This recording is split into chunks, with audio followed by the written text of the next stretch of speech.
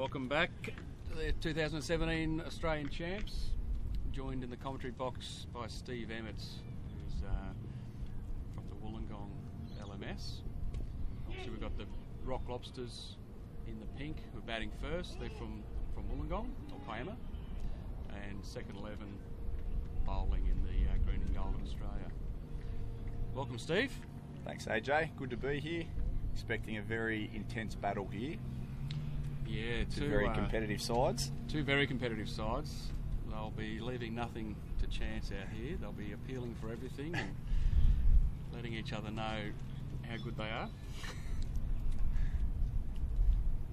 Marty's opening the bowling. We've got Nathan Tyrrell on strike now, and Pushpinder Singh, who's off the mark at the other end. And a bit of chat from Marty already. Just letting him know he's in the semi-final. And also probably letting him know he doesn't really care that he's world number one. It's all what happens out here today. That's right, yeah. So Tiz is number one in the world, number one ranked batsman at the moment. He's actually been there for the best part of 12 months now. Right. His tournament thus far has been pretty lean by his standards though. Be looking to make amends. Looking to make amends? In the semi today. Yeah, for sure. And exactly the sort of environment that Marty likes to bowl in, so... Yeah. This will be good.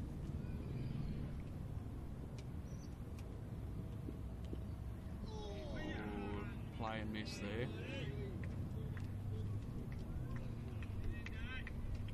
He can find that very good line and length, Marty. One thing you notice about him. Definitely an experienced campaigner. Played a lot of LMS games. This is their third or fourth run at the semis. Of course, they've made the final a couple of times and won it as well. So, the end of the first over there, and just needing to see that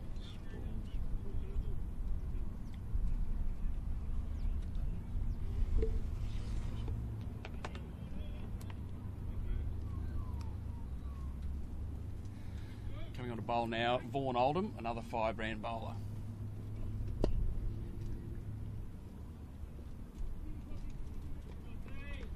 Through the covers for one from Tiz. Pushy's on strike now. He's also ranked very highly. He's number 10 in the world for batting. Also quite a handy spin bowler.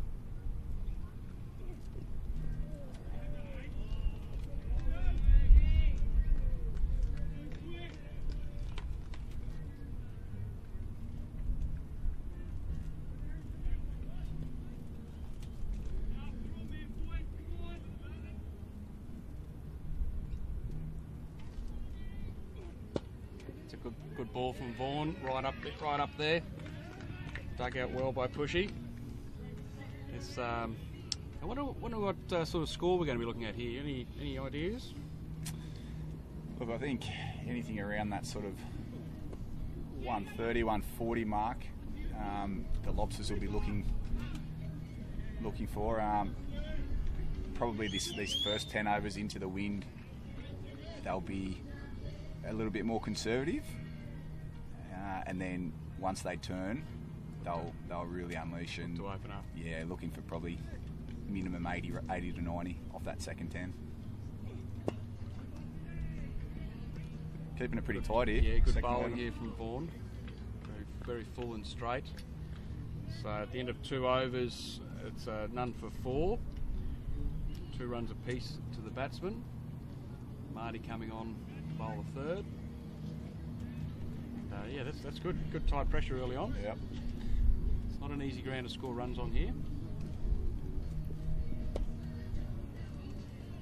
So the second 11, of course, are a reasonably local team. They're a Queensland team. They're from Ipswich.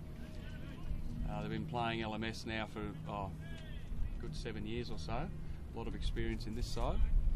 A couple of new faces, but Marty's certainly up there with the leading games in the world, and that's Zach. A big 6. Big 6 over square leg. Marty letting him know that maybe he didn't get fully a hold of it, but that was a good shot. Break the shackles a little bit. And of course, the Rock Lobsters from Kiama, they've quite a strong team down there. They just keep winning, don't they?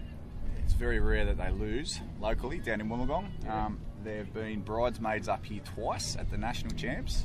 Of course, they lost last year to Oceans 12 in a very, very tight final.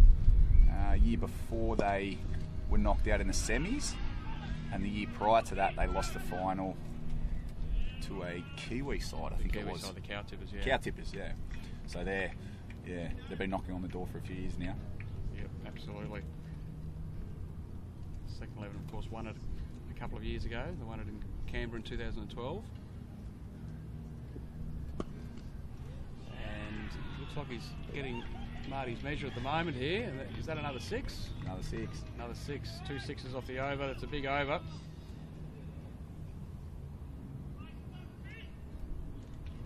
It is showing why he's the number 1 ranked batsman in the world. So 19 for none. 1 ball left in the over. Going to come around the wicket. He's coming around the wicket, change the angle a bit.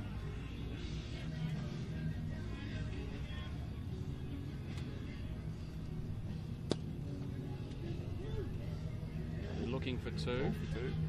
Marshall's very quick across the field, but he's not quick enough to prevent the 2 runs. So that's a huge over there. 21 for none after 3, and Vaughan coming back on, try and tighten the screws again. Tiz flying away to 18 off 8. Good start from him. A couple of big 6s in that over. Yes, very impressive. Second 11 actually lost a semi-final in Ipswich not so long ago. Massive upset in the winter comp. Came down to the last ball. The Sunday Sloggers got on top of it. Which obviously they didn't take that very well.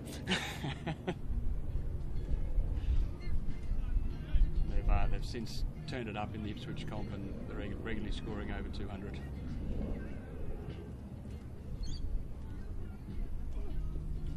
It tends to take a couple of these bigger tournaments, I think, to get the experience amongst the playing group around, how to approach the innings in terms of the wind, the conditions.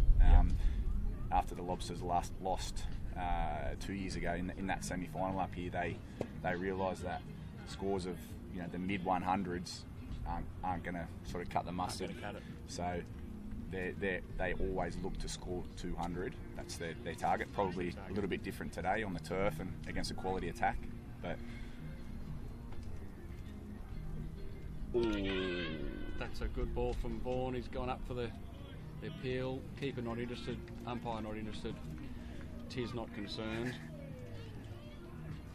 Threw everything there. Yeah. Peach of a delivery.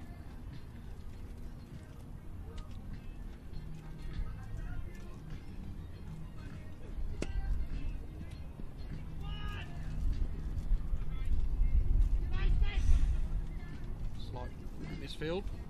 They don't take the second. So that's a much better over there from Vaughan. He's 2 overs, none for 4. Scores 23 for none after 4. Marty's given himself a spell. We've got Dave Fritchett coming on now, and one of the older guys in the team, but he certainly knows how to move a ball around.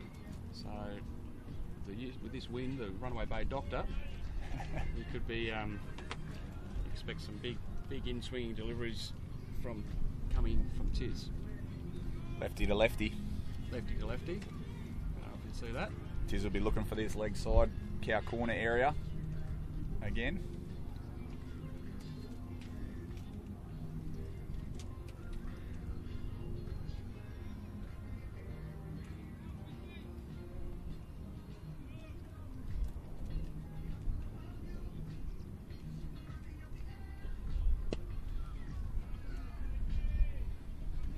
Just pushes it out to cover for 1. Marshall getting a lot of work out there.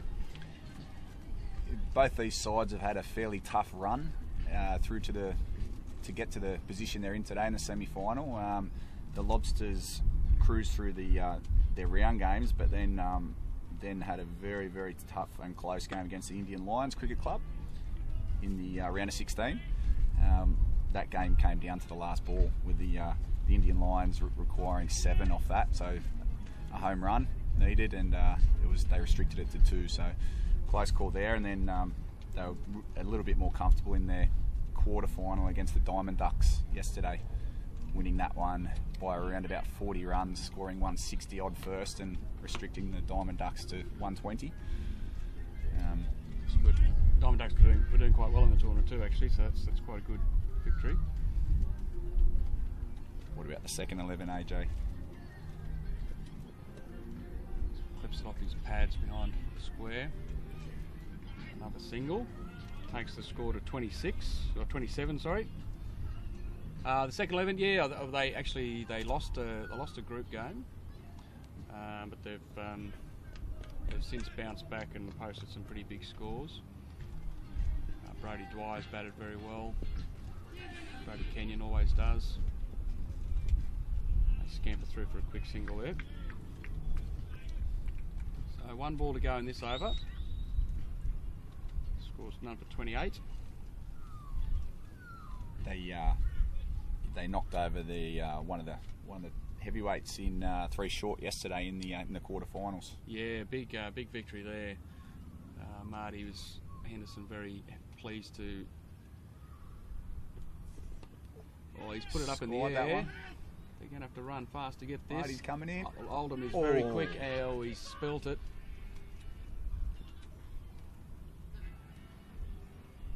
Very tough chance. He made a lot of ground to get there. Goes down as a drop though. Chance. Yes, Marty got the big wickets of Australian captain Samuel Lang, so he was certainly telling everybody about that.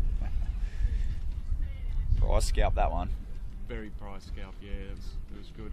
Sammy was coming off 70 in the game before, so he was certainly in fine touch with the ball. He just hit him for a big 6 and then bowled him, so which obviously, second 11 got on top, through to yet another semi-final. So at the end of 5 overs, score is none for 29. Tiz looking very comfortable, 23 off 14. Pushpinder not so much, he's 5 off 12, so really seems to be struggling a bit out there on the turf. Yeah. Does he play a lot of turf cricket, or is it mainly synthetic? He does play a lot of grade, back down Wollongong way, first grade down there, which is all on the turf, but yeah, it hasn't really gotten his own yet. He's generally one of those players that as soon as he gets one out of the middle, many more will follow. So we've got Cameron Ingle bowling here. He's a reasonable bowler. He's probably better known for his batting though. He can certainly light it up when he gets going. See how he goes.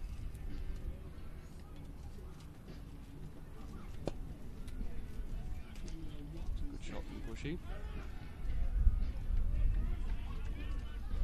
Pretty sharp in the field, this second 11 outfit, AJ. Sharp in the field. Yeah. Henderson runs a very tight ship and will berate anyone who doesn't put in an effort. So they're all reasonably quick across the ground. Yeah. They take the catches. Good arms. There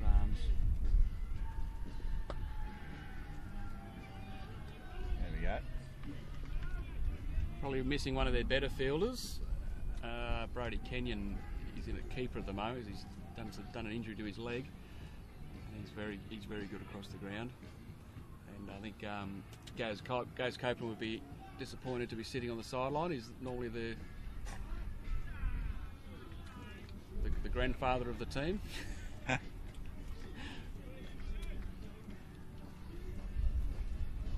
Quite handy to have that versatility though, and a good outfielder has an injury and he just takes the gloves. That's right. Now he's a very good cricketer. So he'll obviously won't be able to bowl, but with the bat he's very good. Expect 50 off not many. Just tighten the screws here, the second 11. So after that big over off Marty Henderson in the third over, it's been lots of singles and 2s. No big shots really. On tight lines here. Tight lines, yeah. No, it's just a couple of 6s. Yeah. In the second over, or second or third over. Tiz hasn't really been able to get it away since. Bowling quite well. 32 for none after 6 overs. Brody Dwyer comes to the crease.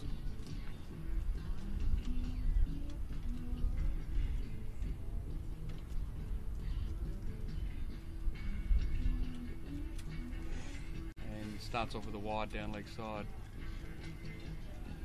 which Kenyon struggles his way over to get.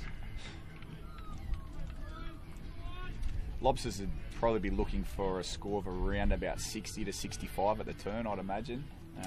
So yeah. And cash in when the with wickets in hand and the breeze. Oh, that's an edge. He's caught big behind. scalp. It's given him. That's a big wicket for Brodie Dwyer. Started off with a wide, then pushed it outside wide of off stump. Tiz has had a big lash at it. And that's well taken by Kenyon. Boys are very excited with that scalp. Well, that's a huge wicket. So 33 for 1 after 6.1 overs. Tiz making his way off the ground, 26 off 20. He looked dangerous early on, but he just didn't really get it away again. So 26 off 20. It's sort of been the story of his tournament. He's got a lot of 30s and 40s off not many. That hasn't really gone on. Quite a few viewers tuning in here. We've got Gerard Fitzsimmons from the Spofford team in Brisbane, very well known Brisbane LMS team, and Nick Dolby Walsh, he'll be the England captain of the World Series, is watching. So shout out to everyone. I know the Abusement Park boys are back at their hotel at the moment, tuning into the live streaming. Very disappointed that they've been knocked out, but they're all watching. So it's really come a long way, Last Man Stands, with getting some live streaming on finals day. It's good. Bringing the game to the people. Bringing the game to the people. It's what the people want. So young Jake O'Connell's in at the crease. Dabs one away to get off the mark. Jake O'Connell, crowd favourite here a couple of years ago. He really got the crowd going. Everyone got behind him. A young fella. He'd only be about 18, 19, isn't he? 16, AJ. 16. He's 16 now. 16. So he's only 14 or 15 back a couple of years ago. Yep. So he got behind him. Got a bag of 5 wickets last year as a 15-year-old, and well done. He's got another 5-fer earlier in the tournament this year.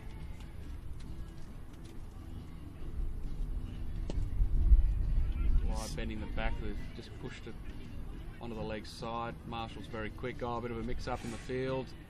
Be looking for 3, but I'll settle for 2. Jake's actually just been picked up by the New South Wales under-17 academy side. Oh, right. So he's weighing up his options around whether he should move to Sydney and play grade cricket up there and really test himself against the best. Oh, that's clever bowling from Dwyer. Just loops it up outside off. Nice big follow through there, bit of chirp. Big follow through. He's always got plenty to say.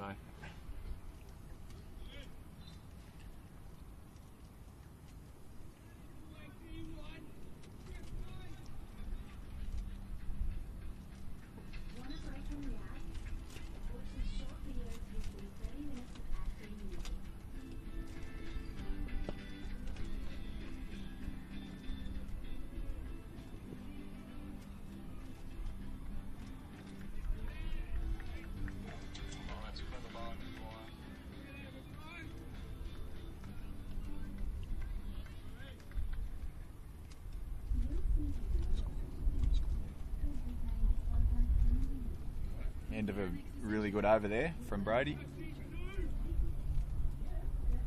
It's 37 for 1. Jake, 1 not out.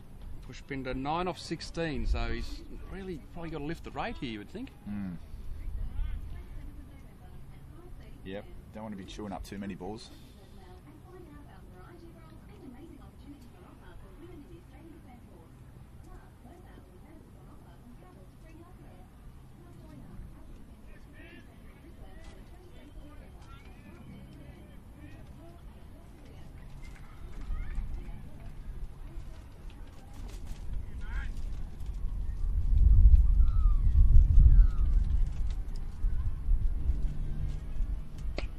Cam Ingle with a full toss. He tries to get hold of it. He's pushed it into the gap, but Marshall again covering the ground distance very well. That's a 2. Have a loose ball there from Cam.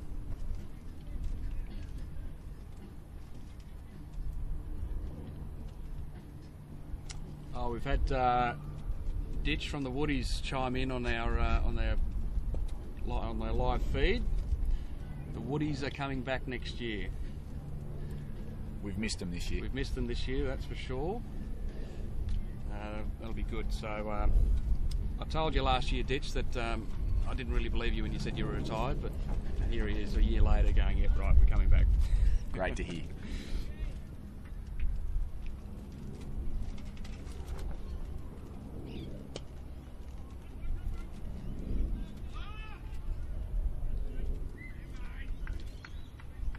So do we have any other teams coming up from Wollongong, the Wollongong area?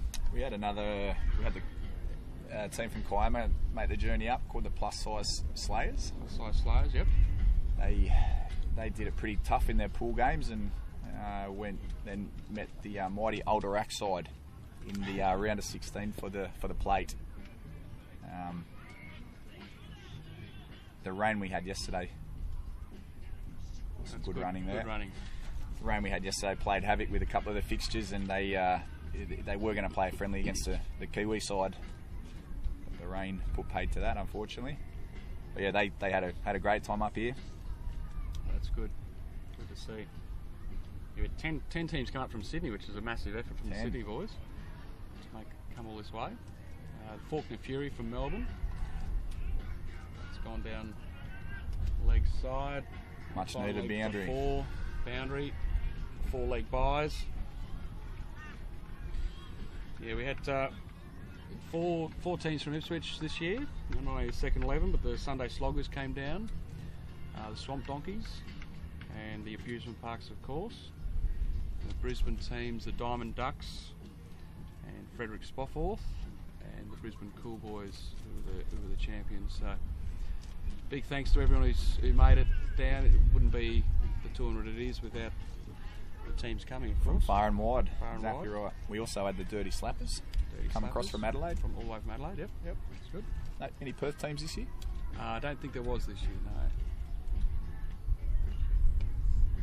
Brody coming on for his second over.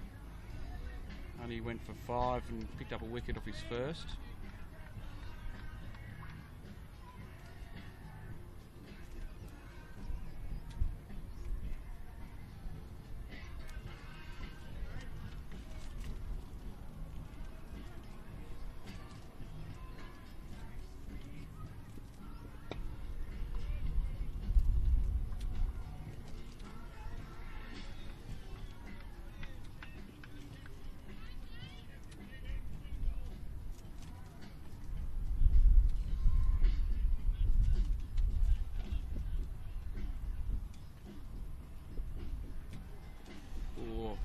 Big swing and a miss there.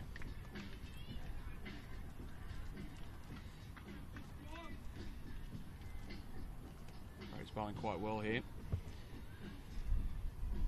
Jake just struggling just a little bit, 3 off 4.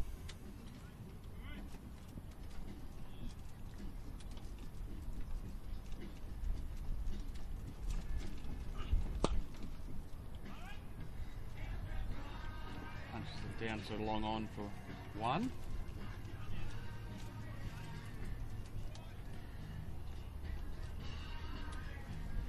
See if Brody can close out this over here. One ball to come. He's only gone for 3 so far. And he's been whipped away for 4 runs over backward square leg.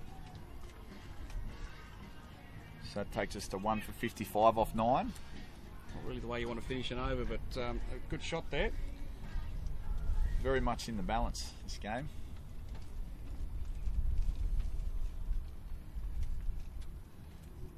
So we've only got one more over, and then we'll be swapping ends, and then they'll be hitting with the breeze. So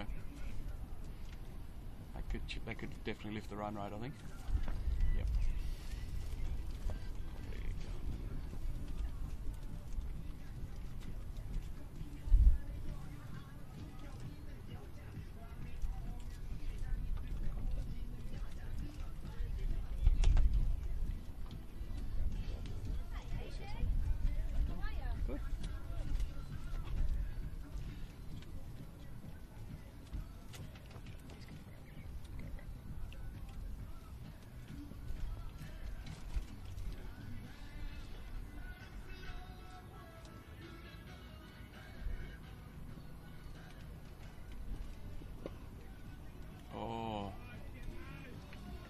bowl chance. Possibly. Might have been a bumper. Bump ball.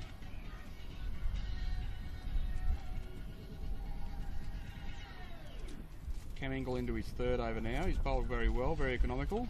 Only 10 runs coming so far. Jake goes big. That'll be 6 more. Into the wind, that's a big shot. Jake showing why he's been picked up by the New South Wales under-17s.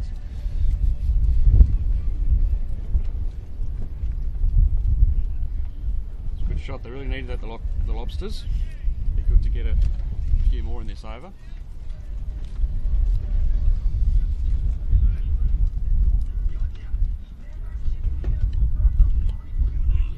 It's an edge. Over the vacant slips cordon. Good fielding from Fitchett. 2 more.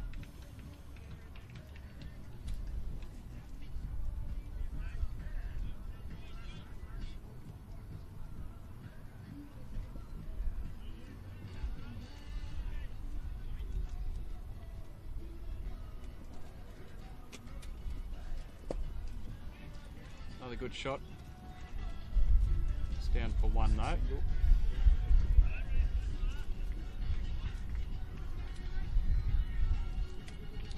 Good over, 1 ball remaining, 9 off it so far.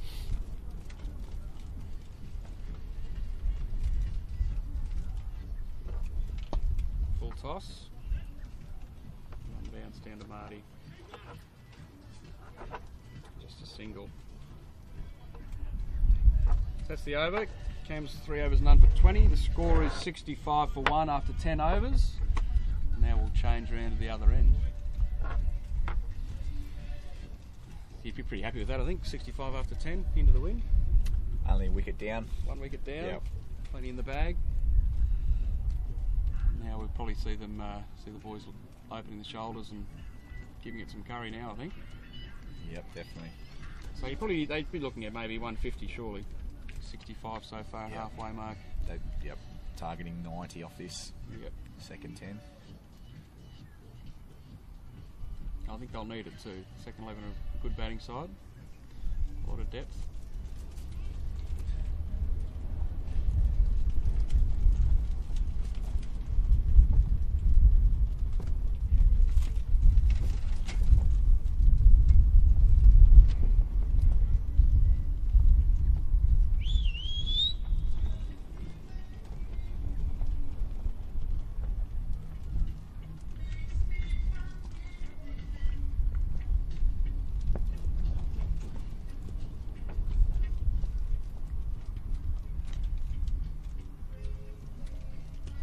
At the start of his third over, and he's welcome back to the crease with a big 6 over backward square leg.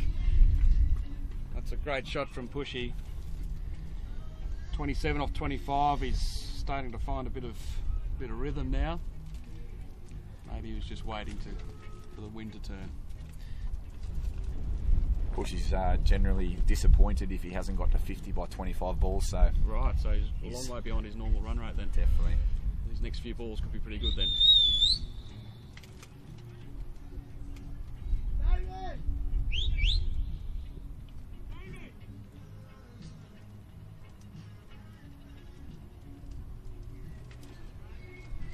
Pause in play or fetch the ball.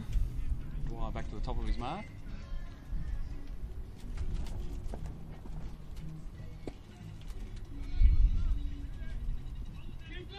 Sweep that for a single.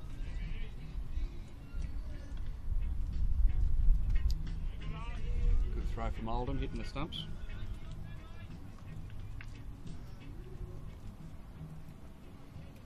Looks like we're going to get a change of commentary very shortly. Very excitable Lydon Gibbons making his way over. Beer in hand. Maybe Rob Stevenson as well.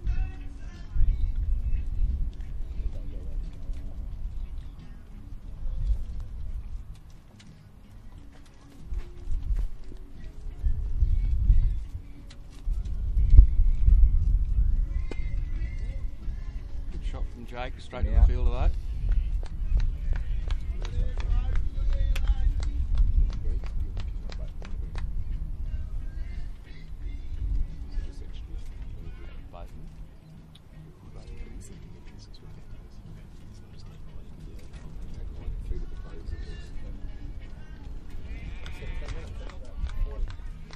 dot ball.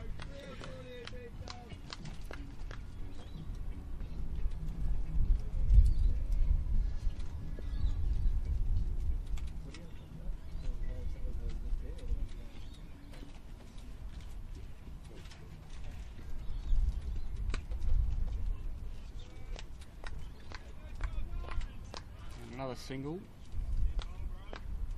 through the covers. Brody finishes his third over, his score is 1 for 21. We'll be joined now in the commentary box by Lydon Gibbons and Rob Stevenson. Enjoy. See you guys. Thanks, AJ. So, here in the commentary box with me we have Lydon Gibbons. So Lydon, a lot of you globally would know Lydon. Self-professed LMS legend. Lydon, welcome. Thanks for having me, guys. I would agree. I would say a lot of people agree that I'm a legend. Score at the moment, 11 overs in, 74 runs, just a 1 wicket down, so a solid start here from the Rock Lobsters. They're hitting with the wind now too, so absolutely. They'd be looking for at least 90 off the second 10 here, so probably looking for a score of about 165, you would have thought. It's a big wicket pretty early on. Nathan Tyrrell, the world's #1 batsman for the majority of the last year. What are your thoughts on Nathan? He swings hard. He hits the ball pretty clean, but what he does in his league back home to come into the Australian Champs and Worlds like that is far from the best batsman at these tournaments, in my opinion. But sad as you see it, Lydon. He doesn't consistently hit 50s. Like, don't get me wrong, Brody Dwyer, he's hit 50 nearly every game, but Tiz does it at a remarkable pace where Brody just ticks him along. Cameron Ingle with the ball, just bowling at the moment. This is the 4th over for Cameron Ingle. That's 2 wides too, so that's 3. So a bit loose there from Ingle. Jake O'Connell, the young lad on strike, 16-year-old. He's terrific. You can't deny that he's a good cricketer in the making, Lydon. Well, that 60s hit just before into the wind that's a long boundary from this wicket, and into the wind, huge shot. So expect a few more of them. That's another wide. That's definitely a wide. You just got to bowl to a plan. So they're bowling full and outside off, so they're hitting against. Oh, he's caught it wide now. That's late.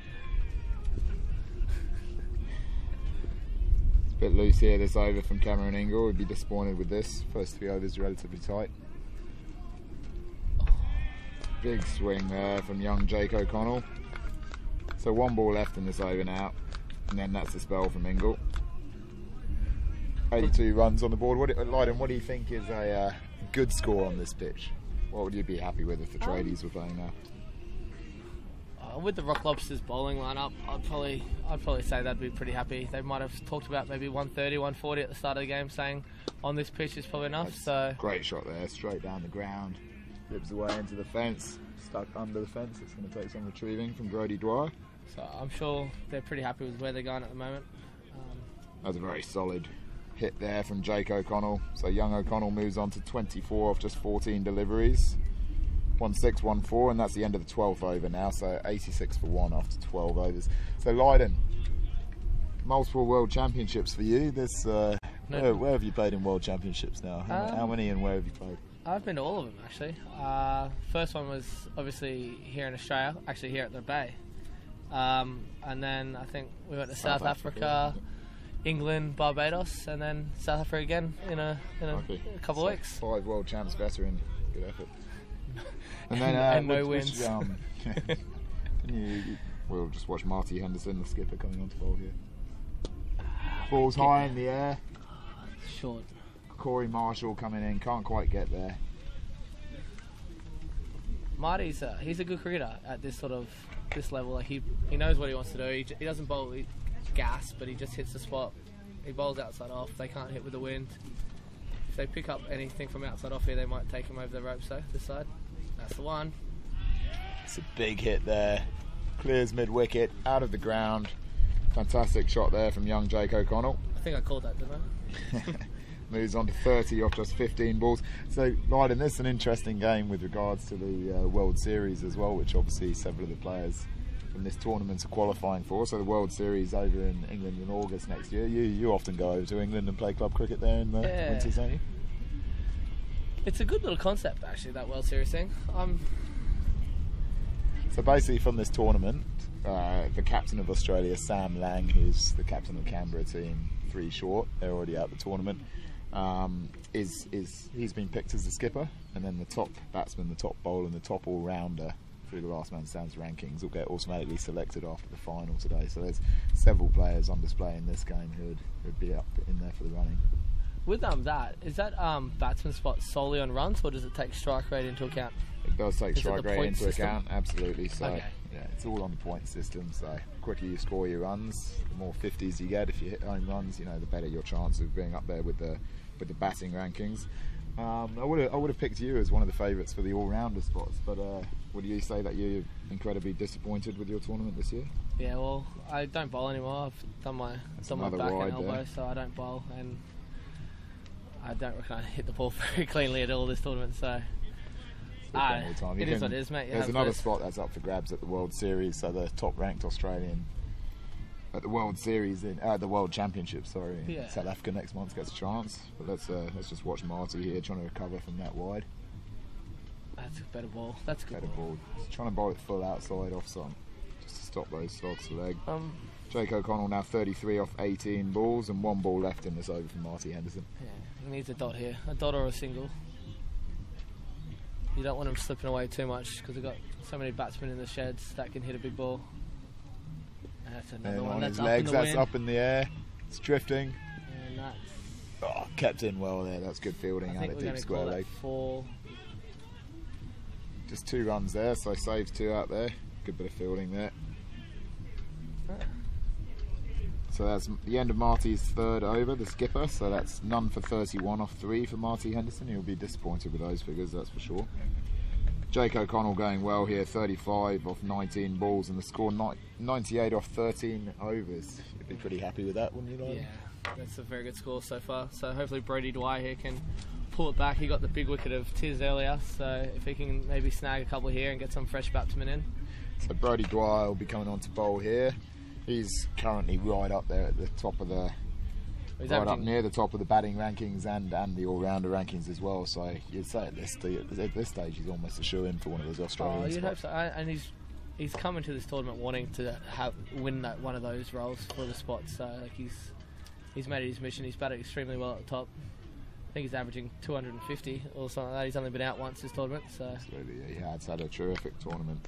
Decent first ball there from Brodie. So this is his final over. He's 3.1 overs, 1 for 21 at the moment. So there's 4 deliveries to come.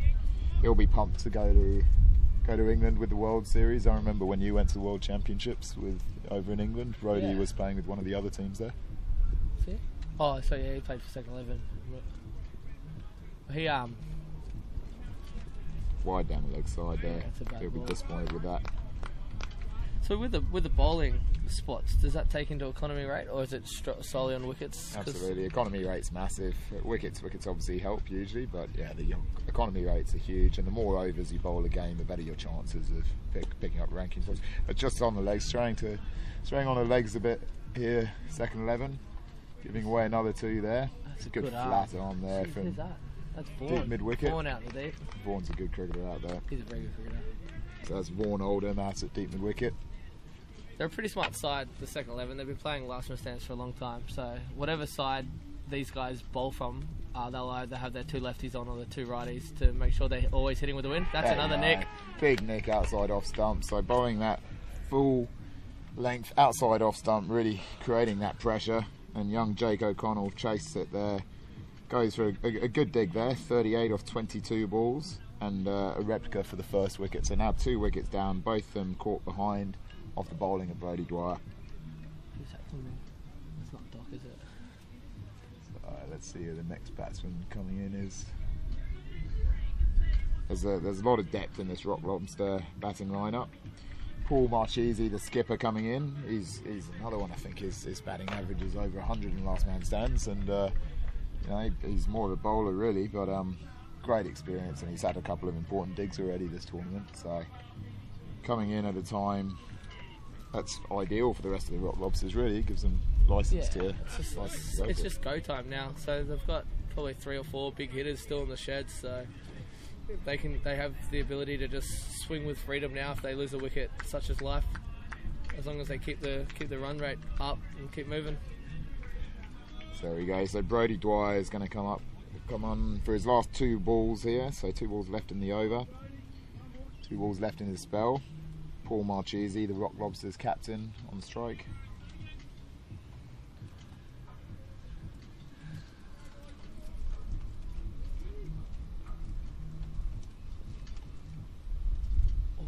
On the legs again, down the leg side. They'll be disappointed with some of these wide second 11. They're not normally this loose with the ball. Second wide in the over, so that gifts Paul Marchese 3 runs off his first ball. Always a great way to start your half-man stands innings. I really like that rule, to be honest, as a batsman. Stayed low. Stayed low. Marchese disappointed with that. He's running past and sending him. Just short of a length. It's a big wicket. That's 3 for Brodie now.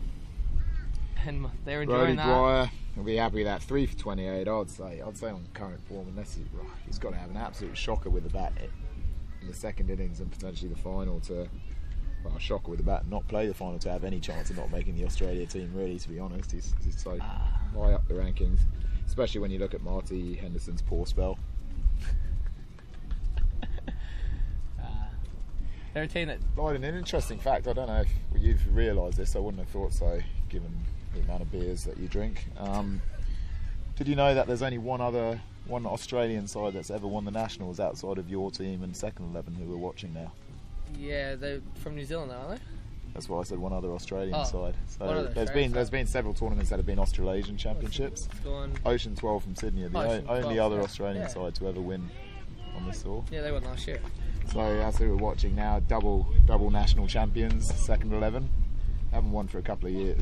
2015. So last year was won by Ocean 12 from Sydney, the asylum seeker side from Sydney. There. Here we go. So the end of that over. The score is 105 for 3 after 14 overs. 6 overs to go. Well, it's the wrong lines to be bowling. They need to be pushing the ball further outside off stump. There's been a lot on the legs, that's for sure. It's a long throw into that wind. That's run out if he's got a cannon. He's got a cannon down the middle. Good running there. A lot of pressure on the field is here. But it's a long throw into that wind. It's easy hitting. They need to be making them hit outside off stump. Absolutely. Bit of pressure off the moment, maybe. There's a lot of experience in this second 11 side, and you wouldn't normally see a lot of them bowling like this. That's a better ball. That's a far better ball. Goes hard, but it skews out towards cover. They should just get one there, and they do. Corey Marshall in quickly there from deep extra cover. It's one thing that you'll see out of the 4 sides that are in the semi-finals is their fielding is probably next level to a lot of the other teams. A lot of the other teams seem to just hit it and be happy with the one, or in the field they trickle to the ball and just amble in and get it in, where these guys, they're quick to get to the ball, they're quick to release it. Every run's vital. Absolutely. That's Corey Marshall again. They'll get 2 there. So this is Dave Fitchett's second over. Third ball just bowled, so 11 off his 1.3 overs so far. Pushpinder Jasal, again high up the rankings. He's had an incredible tournament. He's struggling a bit today though by his lofty standards, 38 off 34. Oh, that's out. That's close. Not given out. I would have thought the umpire would think that was pitching outside leg. Yeah, he's swinging it in, but yeah.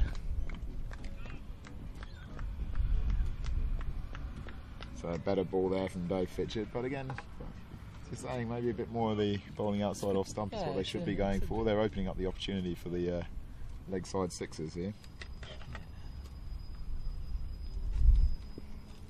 Have you seen much of the kids that made it through this morning? Again, just bunts it short to mid-on there.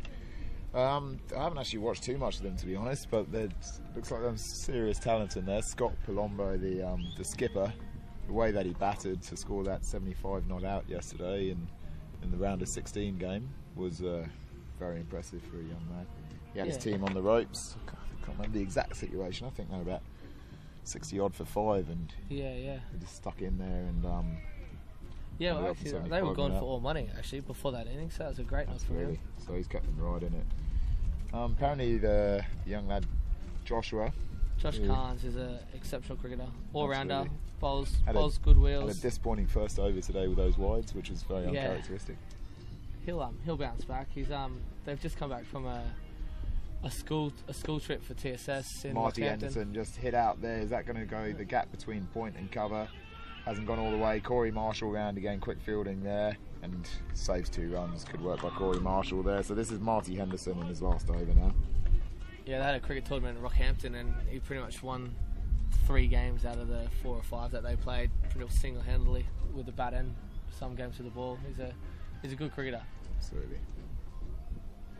But that's what we're seeing more of now with the last man stands. The standard of Young cricket over the talent comes last 4 or 5 years is just tenfold Absolutely. improved. So Well, if you look at around Australia, a lot of our regional champions, and I'll just pause for Marty's ball here. So good, just a bit too wide there outside off stump. Strickland Fernandagam signals the wide. such a grey area, the wide rule. Like the batsman walks across before he bowls it. He pushes it a little bit wider. He plays and misses on a ball that he could have hit. He calls it a wide. He stands still. He bowls it a bit straighter. It's not a wide. It's a very experienced umpire here, though, Strickland. It's a grey area across world cricket. Like it's not. I'm not Quick having 2 a- again there. definitely Several not of these having a twos. Oh, and they'll come back for 3 there. Marty Henderson, a bit lazy there behind the stumps at the. Well, he's in front of the stumps at one point. He needs to get behind it and get his body behind it. As small and skinny as it may be, he If you're a can. young cricketer at home, don't follow suit to what Marty just did there. But they could all be 5-10 off on that side. It's a massive hit. You don't see too many blokes hitting a 6-over point. So they could have probably. They're in now. They've all come in probably 5 or 6 since that. So Rohit Sharma advancing down the wicket there to long off. He's now 6 off 5. Pushpinder close to his retirement on 43. I thought Rohit Sharma was playing against Sri Lanka at the moment. Oh, that's a good ball. There you go. Decent last ball of the over from Marty Henderson. He'll be disappointed with that spell. He's a very, very good cricketer.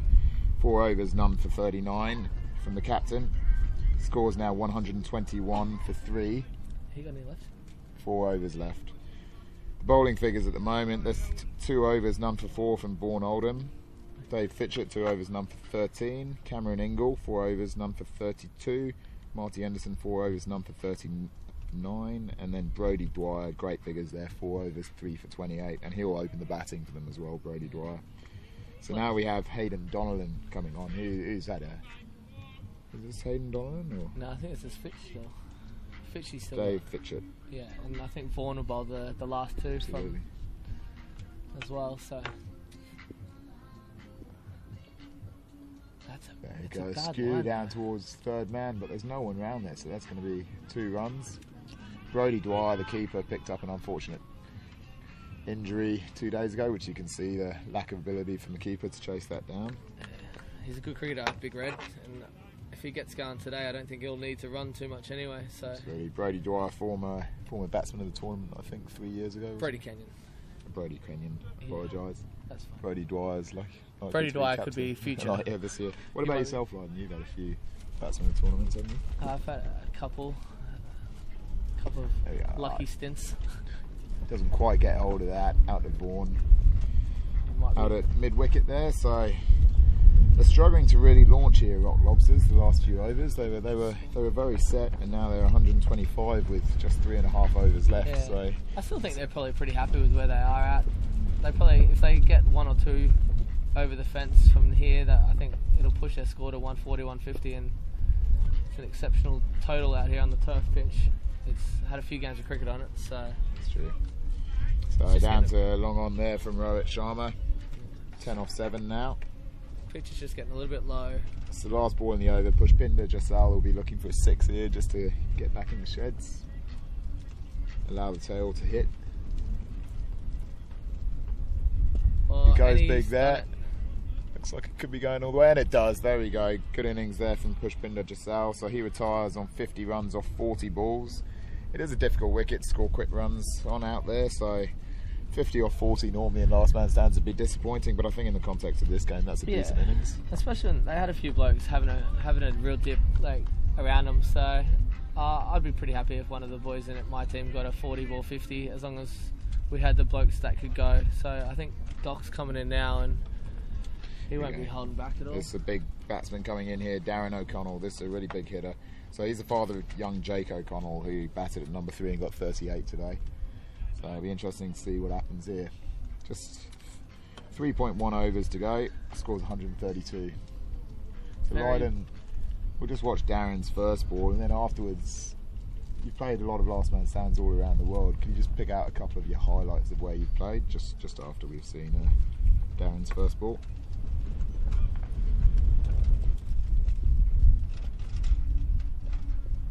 Oh, and there we go. That is ball. a big wicket. Darren O'Connell will be incredibly disappointed with that. He's a big batsman for them. He was second in the batting rankings at last year's Nationals. So for him to come in there and bag a golden duck. If you could just get the camera to zoom in on it as he walks off, you might see a bit of a bat throw. Or so he's looking remarkably composed at the moment. He is actually.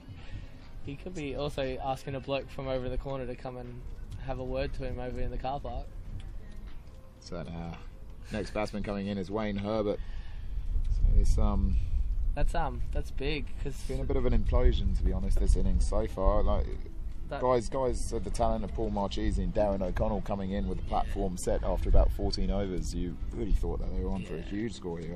I was thinking 165 easy, and now they're looking like they'll do very well to get 155, 160. So and now it's actually played quite well into the hands of Marty and his boys. They'll be pretty confident now, seeing those two in the sheds, and obviously the bloke retiring. They're a pretty smart side. They'll probably, I won't say they won't get the blokes out, but they'll be just throwing the ball in, and this is Vaughan Oldham coming on, making sure that they bowl good lines now and just restrict runs more than take wickets from this point onwards. So Rohit just gets down the non-strikers end there to move on to 11 off 8. So this is Vaughan Oldham in his third over. He's had very tight figures so far. He's only gone for 5 runs off his 11 deliveries. He's a good cricketer. He bowls good gas with good control and bats extremely well at the top of the order as well. First ball for Wayne Herbert. Could come back for 2 there. Slightly lazy running, I would say, there from Rohit Sharma. When the batsman on strike reaches the non-striker's end, but when you're only 2/3 away down the wicket, you've got to ask a few questions, wouldn't you, Lydon? What's your running like between the wickets? I wouldn't say mine would be any better. If I had hit that, I would have known Vaughan's a good fielder. I probably would have been happy with the one. But skewed off down towards third man again. Brody Kenyon, the keeper, can't get round there because of his injury. Limping back to the stumps. He also might have wanted the single just to get himself back on strike. Try to take onus on himself to be hitting with the wind down the track. But going back to the memories of playing around the world, I'd have to say South Africa was the best trip that I've personally been on. Western Province Cricket Club. There we go. There he goes. Nice full ball there. So that's disappointing for Rohit Sharma, advancing down the wicket, trying to get it down towards that vacant fine leg area. Clean bowled for 13 off 10. Now the score moves on to 136 for 5 wickets. So they know that they've got Pushpinder in the shed. So yeah, that's the thing. Well, it'll be Pushpinder to come out to bat now. Again, when it's Sean Mills, sorry. No, Shane Mills. Shane Mills. I don't know Shane Mills so well. Do you know no, much about him? They've got 7 and 8 now here, so either they push to get the wickets and have the bloke in the sheds having to play as last man stands, or they tactically try to keep these guys out by bowling outside off stump and getting a lot of dots. It'd be a no-brainer, wouldn't it? You've only got another 11 deliveries to bowl. You've got a guy who's very capable of hitting a home run off the last ball, going back in set on 50, and it's not long ago since he's retired, so his eye's still going to be fairly well set. I can't imagine he's throwing down any beers off the pitch that would have put him off the rails. I'd imagine he's over there giving a pep talk to the boys, getting them motivated to go on the field, and he's going to concentrate on his job if he has to come back out and bat again.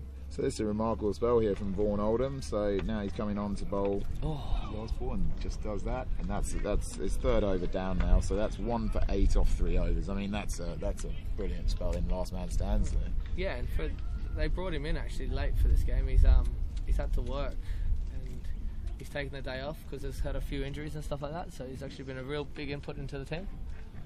So, but you've also played last man stands cricket at Kensington Oval, at Lords. You played at international venues there, so they're not your favourite memories?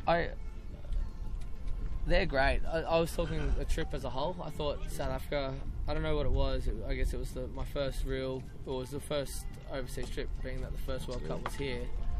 And it was just such a good environment. Like, people say it's a little bit scary and dangerous, but in Cape Town it was safest houses. We walked around. A beautiful city, Cape Town. Obviously. There's Dave Fidship coming on for his last over now. Well, that's a good shot. It's a better line to the left-hander as well. Absolutely. So this is Wayne Herbert on strike. So there's a bit of pressure here on the last two. They know that there's a guy on the sidelines who's got 50, chomping at the bit to come back out. So a bit of pressure to get bat and ball in a big way here.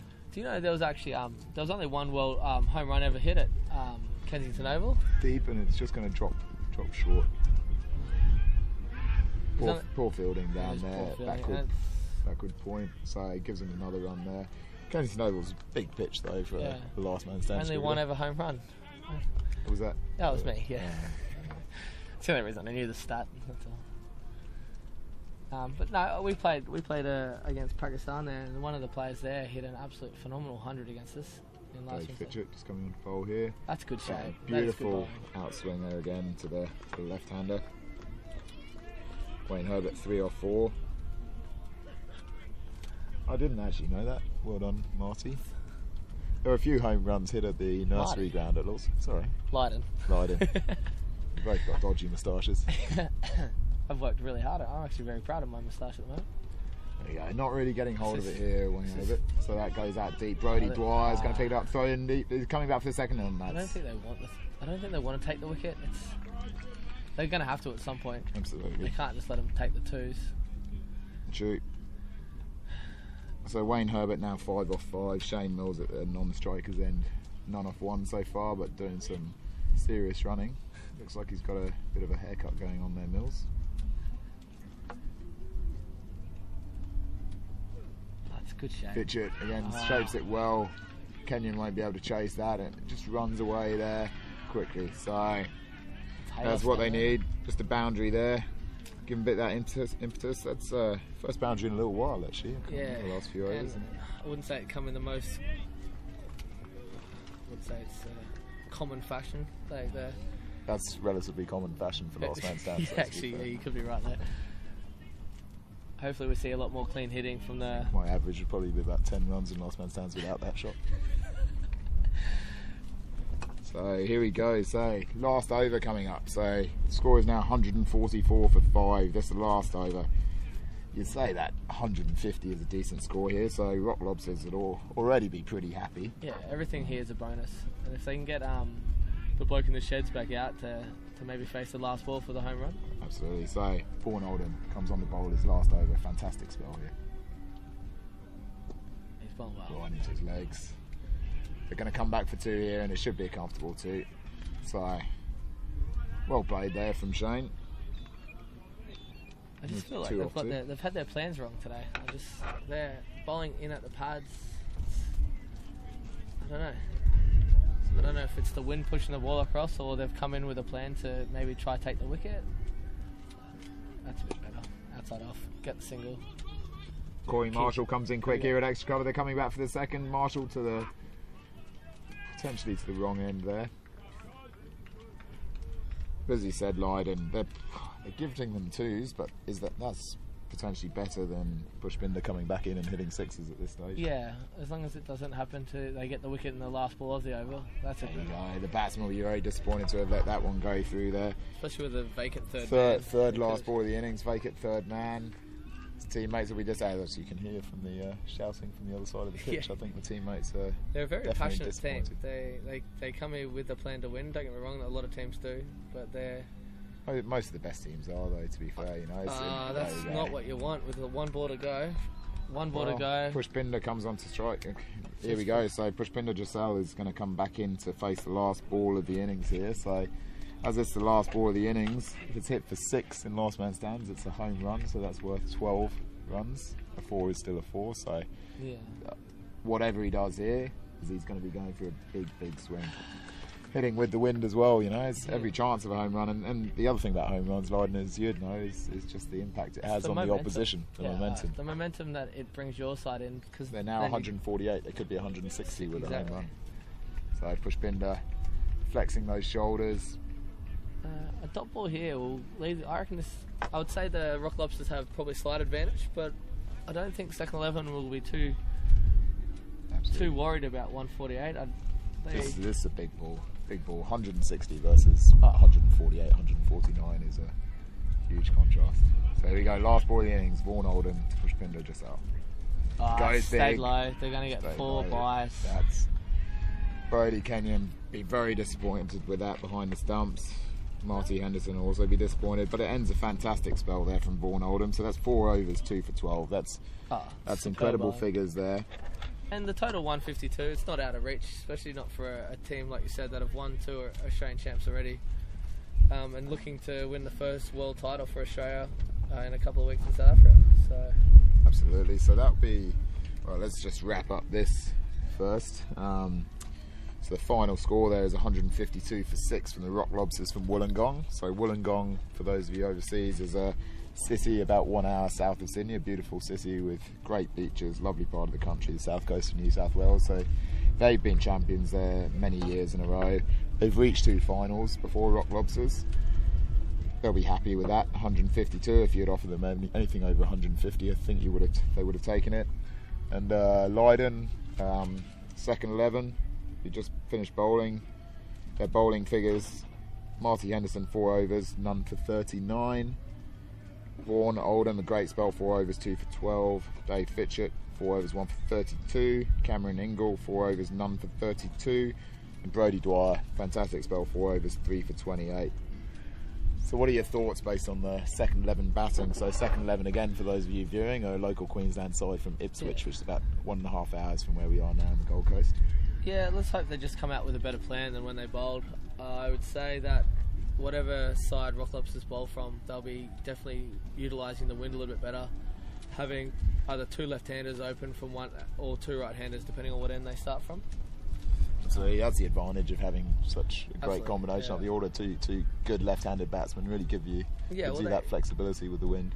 They've left out their keeper Gaz this game. He'll be definitely back for the final, but I think it does actually it definitely strengthens their batting a little bit, having that extra bat. So they probably do bat down to 6 or 7 pretty with strikers. So what's the story behind him not playing this and just well, Brody Kenyon with his injury will probably sit out the final, but they just thought his strike hitting in this game will probably be needed, and he's just such a clean hitter of the ball, Brody Kenyon, so they decided to strap up what they could do and just see if he can go with it and just get some quick runs for them. Well, it is a big innings for Brody Kenyon here, because he would be one of the picks that you would have thought would be the running for batsman of the tournament. But that injury really would have hit his chances. I'm a bit biased, and just because I see more of these guys play cricket than I see of the Rock Lobsters, but I'd have to say Brody Kenyon's probably one of the best batsmen that I've seen in this tournament, and he definitely strikes the ball better than most. So it's definitely not out of reach. Brodie Dwyer, the man in form, though. Yeah, but Brodie Dwyer can only do a good enough job when he has those other blokes around him hitting. Like Brodie's the kind of guy. Dwyer is the kind of guy that's going to get you the 33, 34 ball 50s, and on a good day the 25s. They've got a few blokes in that team that can really get a low, like a high teens, low 20s, 50, and really change the game real quick. So. Absolutely. And what about the Rock Lobsters bowling attack? Who are the players that we should be looking out for there, do you think? I actually think they all bowl well. They'll come out with a plan, and they'll know exactly what they want to do, and they'll stick to it. They've got a few good swing bowlers and a couple of guys that hit the deck really hard. So it's going to be a great contest.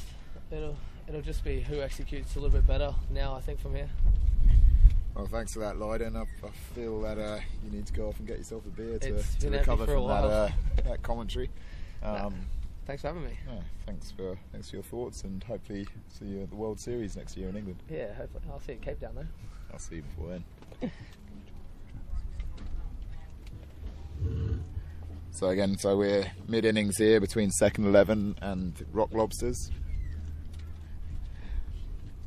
semi-final of the 2017 Australian Championships being held at Runaway Bay Cricket Club on the Gold Coast, Queensland, Australia.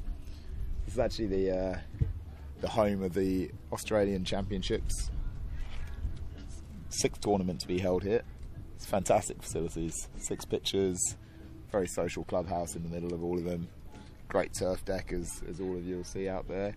And the Gold Coast is an incredibly fun place to visit, so it's always popular with all our teams. So there's been 33 teams involved in the tournament this year from all over Australia.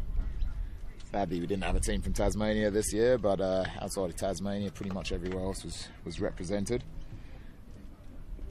The teams that we got out here on finals day, 3 of the 4 are from Queensland and the other from New South Wales, so a bit disappointing for the New South Wales and Victorian and South Australian sides that haven't really had a very good tournament, particularly given the number of teams that have come from those areas. But this match is very much in the balance here. Strong Rock Lobsters bowling attack coming in. The Wollongong guys are a very sharp outfit. They won't give much away here.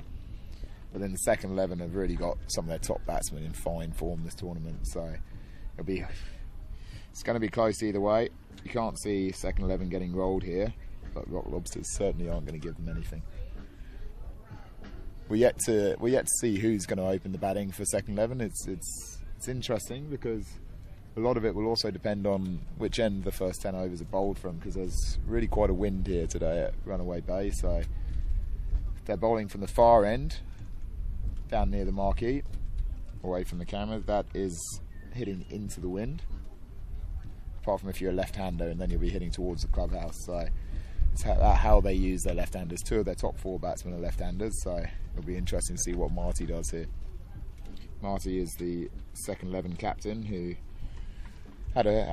he'll be disappointed with his outing with the ball there. He's one of the top players in the tournament and has been this year, over 10,000 runs, true LMS legend. Not quite sure how many wickets, but it would certainly be over 250, that's for sure.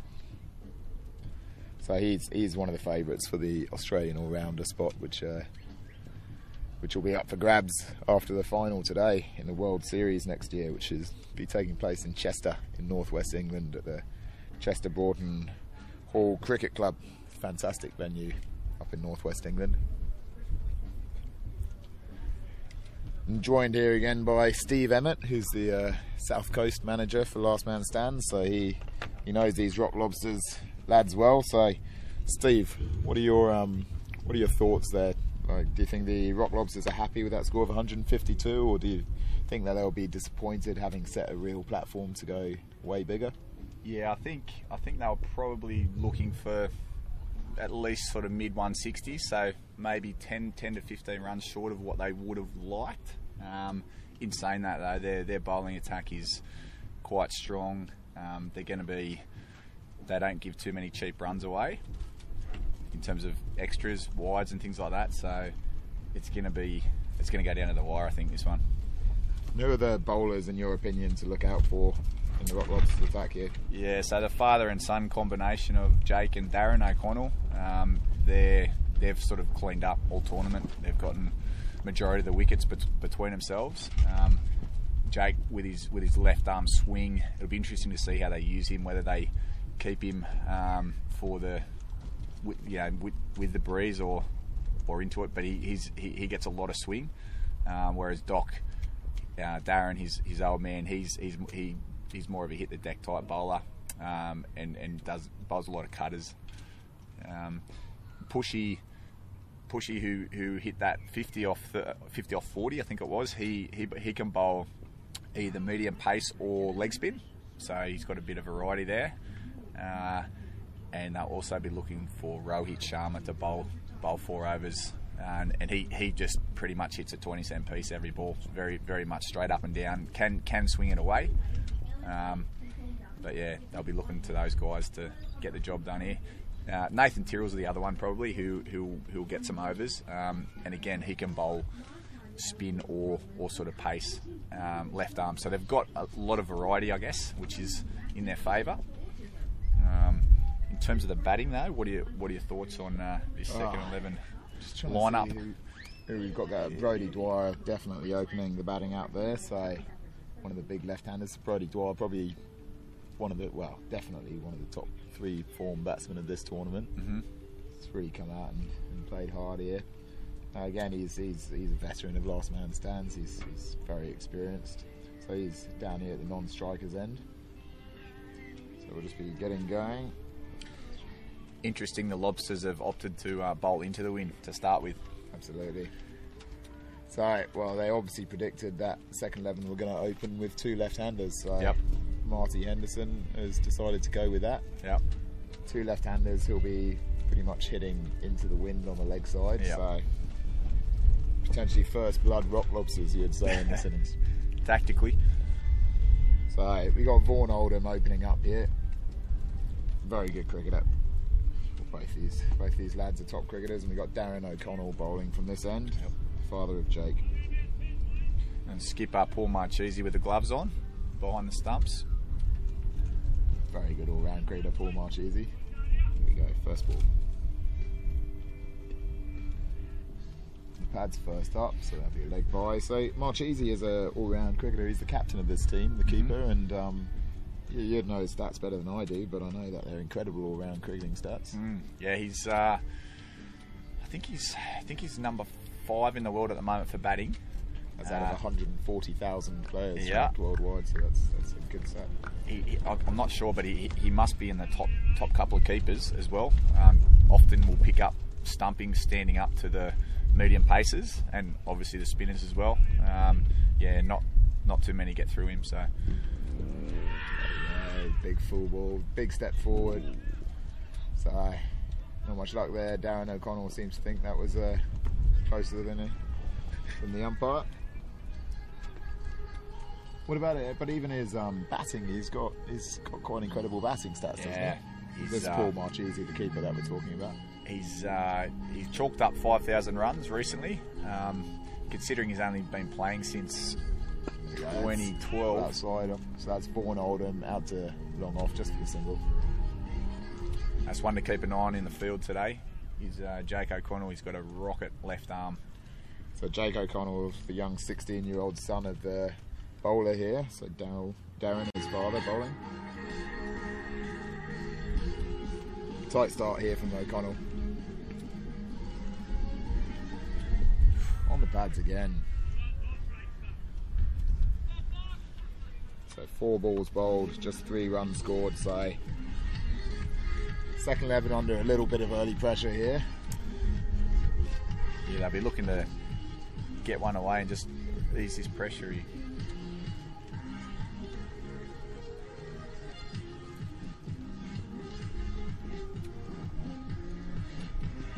Again on the pads. Big appeal. O'Connell with a few big appeals there, putting the pressure on the umpire. So again, staying strong.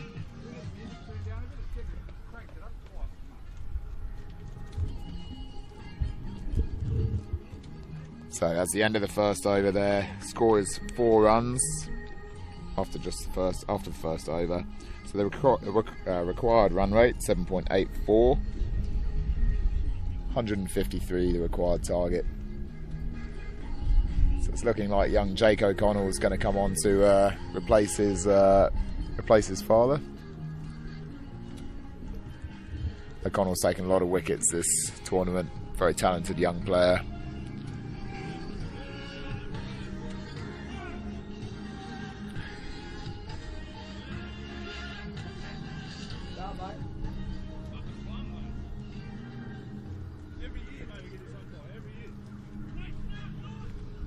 So young Jake coming on the bowl now.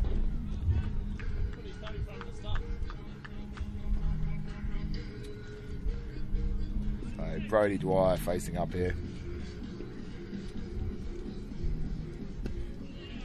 Single into the leg side.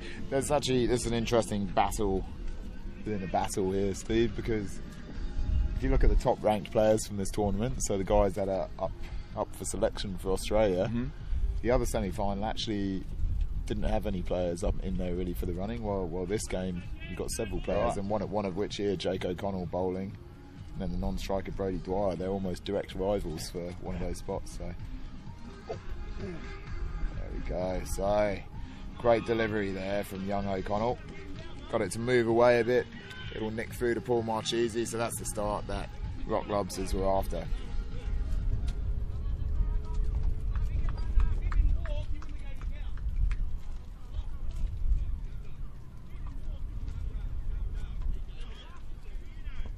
So, little nick behind there.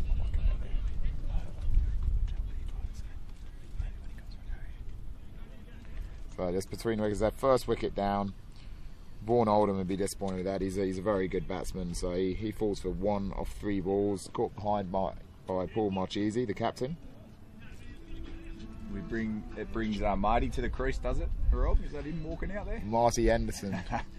This does look like Marty Henderson coming to Confident the crease. stride he has. He doesn't normally come in this high. He's obviously decided that in this match context, he's the man that's needed out there. Showing his leadership qualities here. Absolutely. He'd normally come in at number 4, normally number 5, Marty Henderson. So, yeah, it's obviously a bit of a tactical play here somehow. And that method of dismissal, Bold O'Connell caught Marchese, is how he's got a lot of his wickets up here so far in the tournament. So putting on a good line of length and having the batsman come after him. So does he swing it both ways, or? Yeah, he can do. He generally bowls big in swingers to right-handers. Marty Henderson's first ball. That's what he's done there. Swings right in there. So Marty, the second 11 captain, just scuttling through for a couple of leg byes there. Are they going to get back to 3?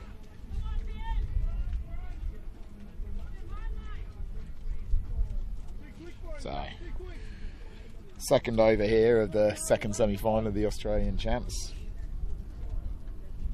Pressure on here, the second 11 top order. Jake O'Connell, the bowler, only 16 years old, and he's had an incredible tournament.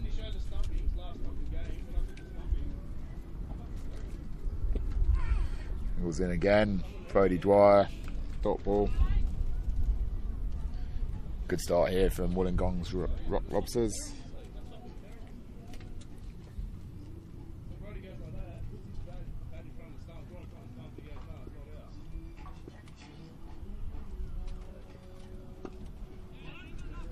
Second 11 not really getting going here, struggling to get clean bat on ball. So that's the end of the second over, and it's a good start there from Jake O'Connell, following up from his father. So both the O'Connells just going for 2 runs off each of their first overs. Picking up that early wicket. Big wicket there from Jake O'Connell. Vaughan Oldham gone.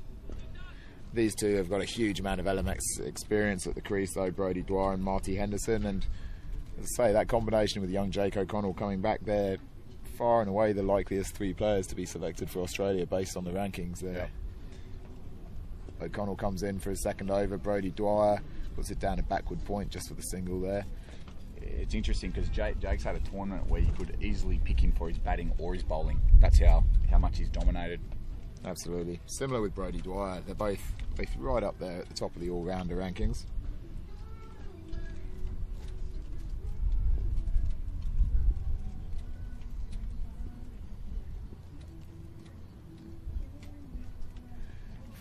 That's the kind of delivery that's been very effective so far today.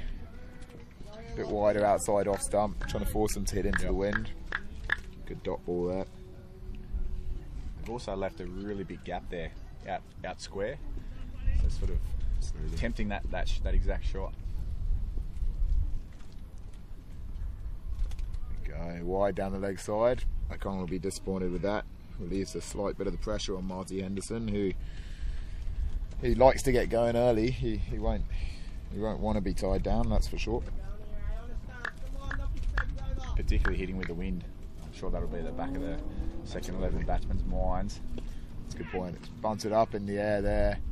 Ooh. Just dropped safe. Looked like Marchese lost it for a moment didn't there pick behind up the stumps. Yeah, the flight of the ball. Went towards the leg side and then it bunted down on the offside. Bowler expecting his keeper to go for that, so that's a definite chance missed there. A bit of a miscommunication.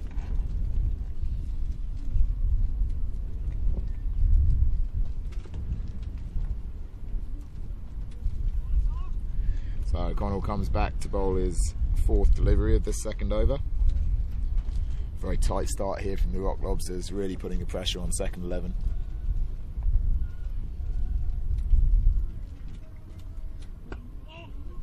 Good bowling from O'Connell, so real pressure on here. Marty Henderson now 1 off 5 balls, and that one that he's scored has come off a wide.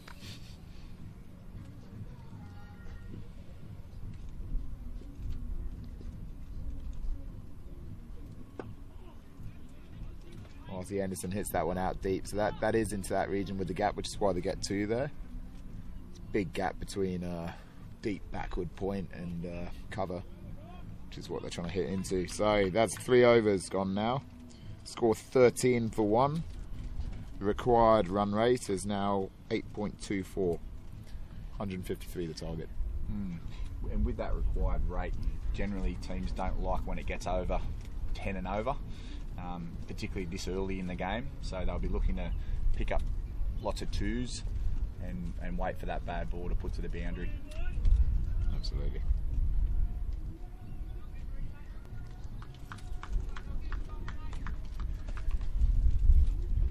So young O'Connell comes back into the attack.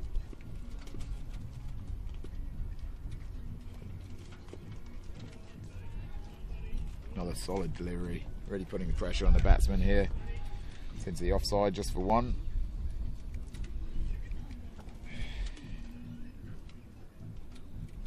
Marty Henderson, the man on strike now, will be the one who's feeling more pressure to score runs quickly here. Brodie Dwyer down this end is more of a composed batsman, happy to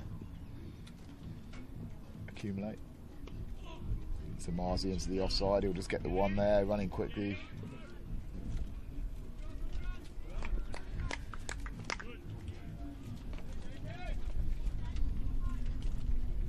So if the Rock Lobsters get through to the final then here, Steve, would they make any team changes, do you think, or is this their first choice 8? Yeah, they subbed out Jose Villa, who's played a lot of games for him earlier in the tournament, for Shane Mills, who batted number 8 today for him. Millsy's got an absolute rocket arm in the field. Not sure that he'll bowl today in this semi, but yeah, his arm alone is was worth a spot in the team today. Oh, there you go. Yeah. Importance of fielding in last man stands. Only 8 players aside in last man stands, so those 6 players that aren't bowling or keeping are crucial. Exactly. Not like I saw your side, some of those fielders this tournament in Old Iraq. And I hear they're going to the World Championships as well, so a bit of want to raise their game there. Jake O'Connell comes into bowl.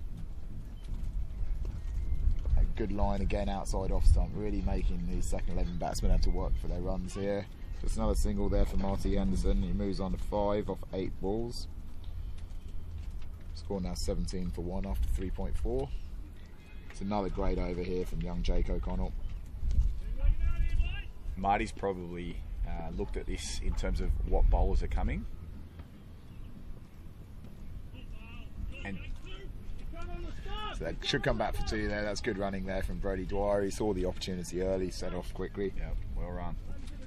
So that's 4 overs gone now. Scored 19 for 1. So Steve, what were you saying about Saul? Yeah, so tactically, I think he's probably told his batsmen, you know, that the O'Connells are the ones that they can't afford to lose too many wickets to, and probably okay to only take them for 6 or 7 and over, and I think they'll be targeting probably Pushy and his spin, because he's gone for a few runs this tournament. So tactically, he's probably okay to not really get that run rate too high. There's Darren O'Connell back into bowl again, father of the previous bowler. Wonder how often outside of Rock Lobsters you'd see a father-son combination playing in a national final. It's been mentioned multiple times today that a lot of the top teams around Australia seem to be, Rock Lobsters aren't young, but they've obviously got a talented young player, but so many of the better teams are now those, O'Connell coming in, down the leg side. They'd be disappointed with that. Other young rep cricketers and grade cricketers that are seeming to be playing last man stands on the side, especially out of season. You see in the winter season when all those grade players aren't playing, and it's shown here. A couple of the Sydney sides that have come up, full of 16, 17, 18-year-olds, and they're some of the best teams in the competition. They're winning their regional titles, so it's a very social game, last man stands, but there's some serious winter talent coming in there. Definitely. So there you go, father-son combination. This time Jake fielding at long off. It's very tight here. Boundaries extremely hard to come by. You just sense that second 11 are really under the pump here. Rock Lobsters are tightening the screws. Absolutely. Every ball that there's not a boundary scored is just increasing that pressure builds. Marty again mistiming that shot. That's what happens. Normally you'd be expecting to cream that through the covers, and now 6 off 10 balls. Marty Anderson. Brody down the other end is not out on 10.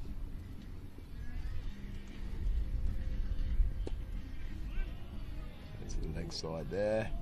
Goes out quickly. Oh. Much needed boundary for the second. Just as we were talking about the lack of boundaries, that's a gift there, and they'll be very disappointed with that. Is that Rohit Sharma? Rohit Sharma, yeah. Rohit will be disappointed. O'Connell will be probably putting his back into this delivery after that. I can't imagine he'd be too impressed with that. Marty gives himself room, unorthodox, goes through. And another dot ball as a result. So 5 overs, score is just 26 for 1 after 5. How's that required rate looking, Rob? So the required rate now up to 8.47 and over. 153 the target, so it's now 75 balls left with 5 ball overs. 127 runs required. It's getting to that stage, as you said earlier, it's once it gets over 2 runs a ball required that it gets incredibly difficult. Yep. Particularly given 50 of the balls that are going to be delivered of the next 75 will be with the batsman hitting into the wind. Absolutely. That's what we have to remember here is second 11 are hitting with the wind towards the camera at the moment, so they want to make hay here. Jake O'Connell onto the pads. They'll be looking to come back for 2, which they should easily do here. That's good running from Brodie Dwyer. Just sense that they need 2 or 3 overs in a row with 10 or more runs here, just in each over, just to relieve that pressure. Otherwise, the run rate's really, required run rate's really building.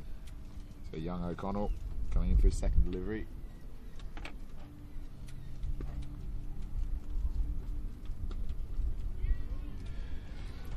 There you go. It's a bit streaky, but they all count here. There's a lot streakier shots than that you see in last man stands pretty regularly, so beats backward point. You often find with LMS the early part of the over dictates how the over will then eventuate. So 2 off the first ball, a boundary off the second, pressure's right back on Jake here to. So how's the 16-year-old going to respond here, Jake O'Connell? Solid cricket there. Good ball there, good response from Jake O'Connell. Brodie happy with the previous 2 deliveries. Brodie Dwyer. Again, as I say, this is a big competition here. These 2 are the front runners in the all-rounder spot for the Australia team. So battle within a battle. Battle within a battle, absolutely. Jake will be well aware of that. He'll know that if he gets Brodie Dwyer out, then he's a long way towards assuring himself that spot up. So interesting dynamics here. I'm sure his father's well aware of that fact as well, Darren O'Connell. I think so. So 7 off these first 4 balls.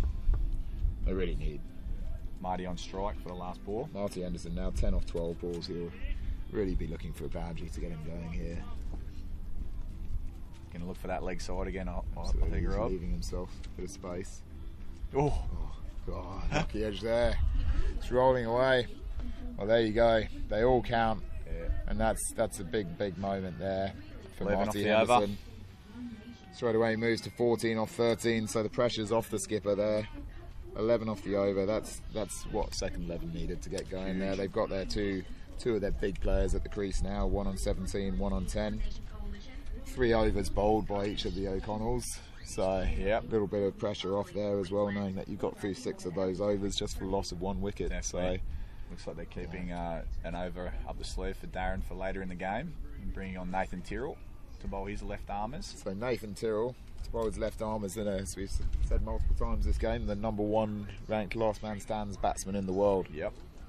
He's a handy bowler. I think he's around the 900s or so in terms of ranking for bowling. Yeah, See if he's if you're going inside the top 1,000, that's impressive in last man stands. Yeah, it looks like he's going to bowl some spin here. Some off spin. What's the latest count? I think the latest count is about 133,000 players in the rankings. So if you're in the top 1,000 of that, you're still a useful bowler, especially here in Australia, where there's a lot of synthetic decks and it's tough for the bowlers. It's As you see when you look at the global rankings, so many of the batters from Australia dominating.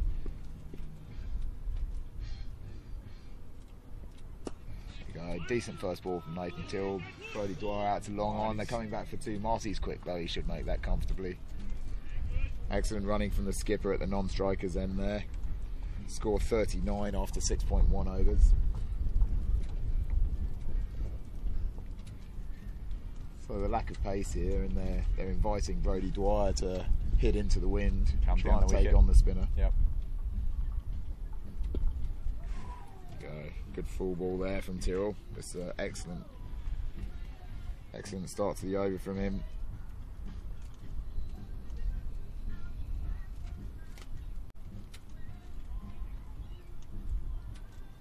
Slight pause here as the keeper gets his gloves ready. Bit of time for Marty to squat down and rest his tired limbs. He lives life in the fast lane, Marty Henderson, so probably does need to have a little break here and there.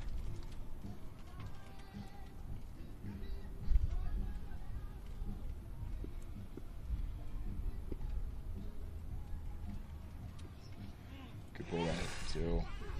Marchese will be disappointed with that behind the stumps. Was there an inside edge on that one? No. It's called that buys. Bit of variability in the bounce. You'd expect on the turf. Well, if you look back over past years, sides that have decent spinners do very well on finals day on these decks. A lot of pressure on the batsmen to score quick runs, and there's a lot out there for the spinners.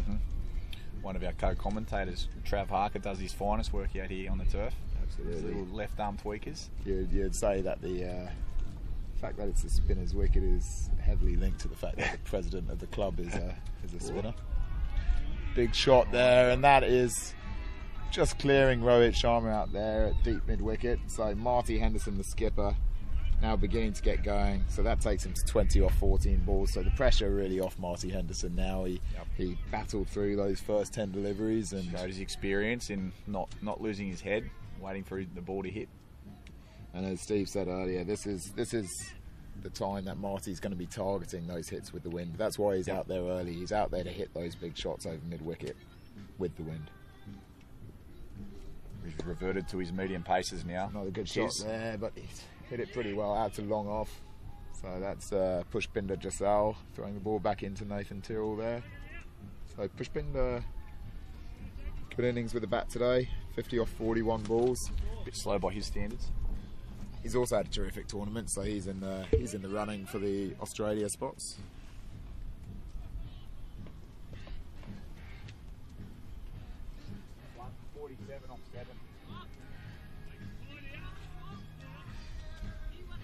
Score is now 47 for 1 off 7 overs.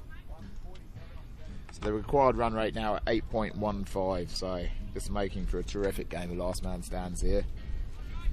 It's quickly turned into the balance. The last couple of overs have been solid overs. Another new bowler coming on, and Steve, what can you tell us about this bowler? I think it's still Jake. There you go. We all know about Jake O'Connell. Should have seen by the number. He's going to bowl 4 straight. Which is Marty Henderson trying to be clever there. So Jake O'Connell is going to bowl 4 straight here. It's 3.1 overs, 1 for 19 at the moment. So the young lad has done terrifically well. He's actually bowled all of his overs into the breeze this whole tournament. It seems to be working really well for the Lobsters. So getting that's some good in-swing into the right-handers. So do we question the effort of some of the older Rock Lobsters players then, getting the young lad to bowl into that? couple of dots here. Great ball there from Jake O'Connell. Again, that line outside off stump, forcing the batsman to hit into the wind. Sense another shift to the offside here, and Marty's going to be looking for that clubhouse Absolutely. area. Can't imagine on the him leg not. side. He's definitely going to walk across the stumps here, Jake O'Connell. Not quite. It's wide down the leg side, so that helps relieve a little bit of the pressure off this over. Just 2 more runs and then the 50 comes up for second 11. There'll be a third of the way there. Just over a third of the over's gone.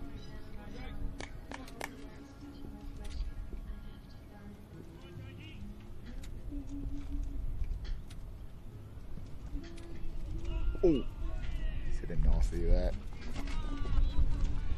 Oh, yep, he's taking a nasty one there, Marty. Where you don't want to be hit. Take a bit of recovery here. Still 1 ball left in the over. Always funny when it's not you, Rob. Always funny when it's not me. But I can't imagine getting hit by a 16-year-old would hurt that much, let's be honest. Oh. So are there any other young players in this Rock Lobsters side, or is it? Not really. It's sort of, you've just got Jake. Probably the second youngest after that would be Wayne Herbert, who came in at number 7 today. Probably got a 9 or 10 off 6 or 7 balls, I think, at the death there, left-hander. He sometimes keeps for them. But yeah, it's quite an experienced side in terms of age. Skipper Paul Marchese's mid-40s, as is Darren O'Connell. Jake obviously young. Rohit and Pushy are both late 20s, early 30s. Okay, so a bit of a mixture going on there. Yeah. So pause in play here as second 11 skipper Marty Henderson recovers his composure after a nasty hit from Jake O'Connell.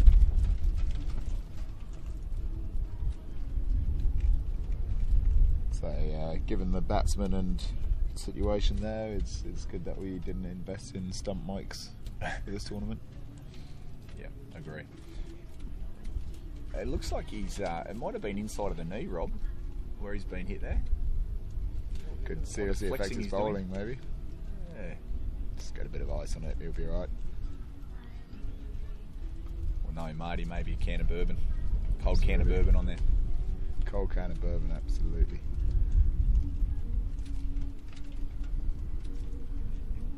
Does like a bourbon, old Marty Henderson. As any of you that will be there at the World Series next year may well see, given that he's right up there in the rankings. Not sure if bourbon and coke's a big thing in England though, really. I think he could be struggling up in Chester to find many bourbon and cokes. Never been a big beer man, has he? Marty, no. Can't imagine him off the bourbon and cokes. Oh, he's bowled him. Go, full ball. So He's played that on, did he? There we go. Big wicket. Big wicket there in the game. Huge. So that's Marty Henderson, the second 11 captain. Second last ball of young Jake O'Connell's spell. It's a brilliant spell so far. 2 for 20. Just that full ball onto the stumps. Marty will be disappointed with that. He'd got his iron, he was getting going, he'd hit the 6. Yep. 22 off 20. Yeah, in the context of this game, breaking that partnership at this point could potentially be huge for the Lobsters. They were just getting into a rhythm, both those batsmen, and Marty looks like he may have sustained an injury as well that previous ball. So Absolutely. They need his 4 overs, that's for sure. So better get that ice on that knee so that Marty can they've already bowled so for the final, which they're struggling to reach at the moment. But I mean, Hayden Donnellan, he's had a terrific tournament as well. So yeah, definitely. You know. So is this the wicketkeeper coming out now to bat? So is this another Brody? Yeah, the scorecard will be being changed here, judging by that limp, I think, because that looks like it's Brody Kenyon coming out to bat. So this is Brody Kenyon, who's former Australian batsman of the tournament, one of the best bats in Australia. Very Can hit a attractive very long batsman ball to watch. But he's going to be very handicapped here because of the fact that he pulled his quad 2 days ago. Yeah, so And had an arse. Well, it's probably a big tear of his quad actually, and he really just can't run as you would have seen with the keeping. So most likely going to be looking for 4s, 6s, or singles. Absolutely. Can't see too many 2s or 3s being run. Judging by the way he walked out to the crease there.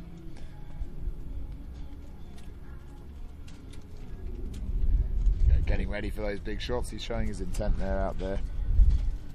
I think we could be O'Connell gets the nick first up. Ooh, There French we go. cut. French cut, but you know, take it any way you can, especially if you can't run. So there we go. Fantastic spell there though from young Jake O'Connell, spell, just Bowen. 16 years old. So he follows up his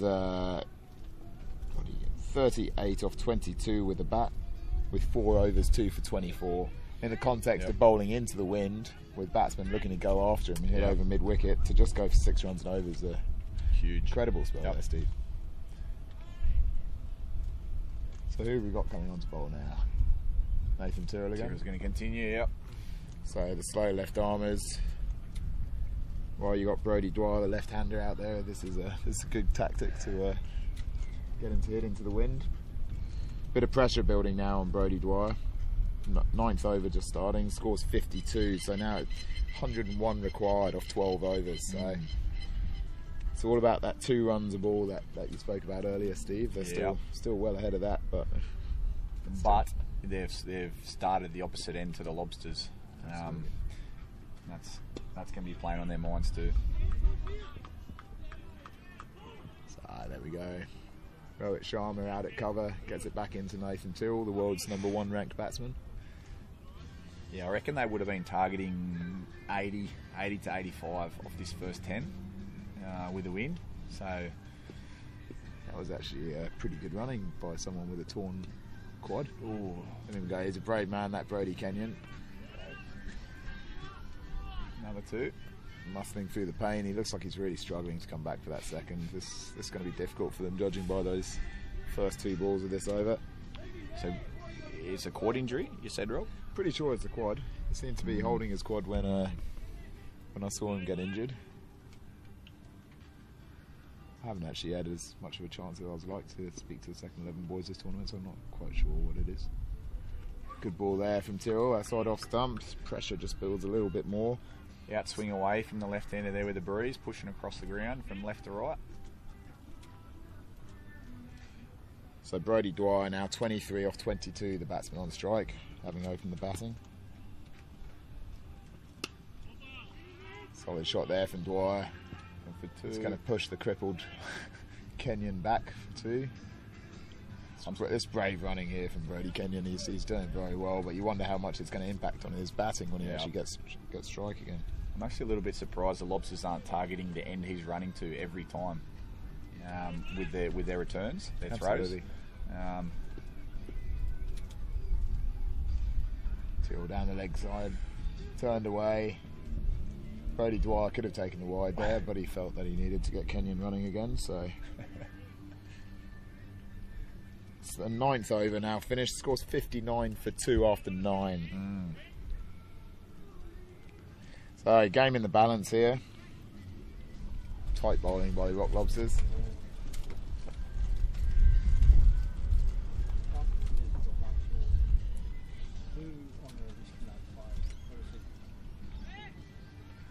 Lobsters have probably just got their nose in front here at this stage of the game. As Pushy comes on to bowl some leg spin.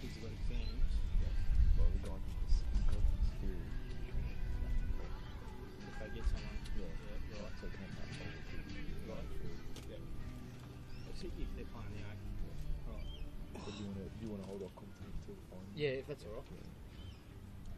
So once I sit down, that's it. That's it.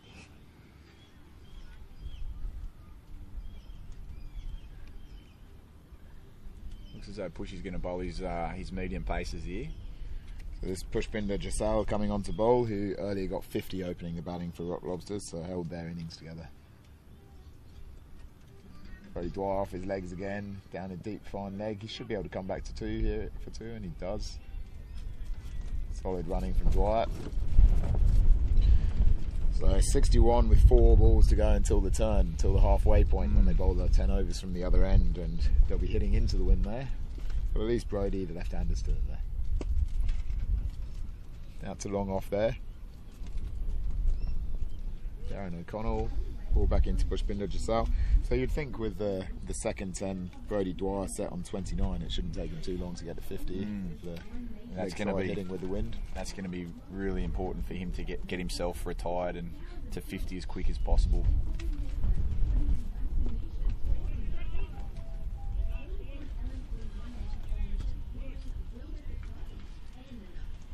Pushy again, showing his versatility here. He's mixing it up, bowling. Started off bowling medium pace to Brody, the left-hander. Now he's bowling leg spin to the right-hander. So interesting, and he's got hold of that, and that clears the fielder there. So that's Brody Kenyon showing his value, even with the injury. Clears the fence there, and that takes him to 10 off just 3 balls so far. Obviously, one was the Chinese cut, but you get your runs whichever way they come. So that just shows his clean hitting. Just the third ball.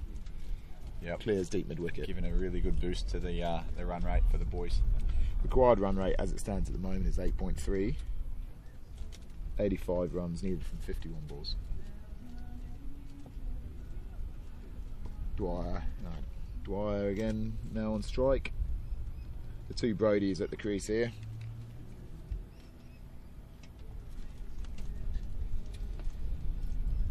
Kenyon earlier in the tournament was looking like he could be in a running for one of the Australia spots, but fallen away a bit with the injury and the sheer good form of Marty Henderson and Brody Dwyer, really overshadowed by some of his teammates.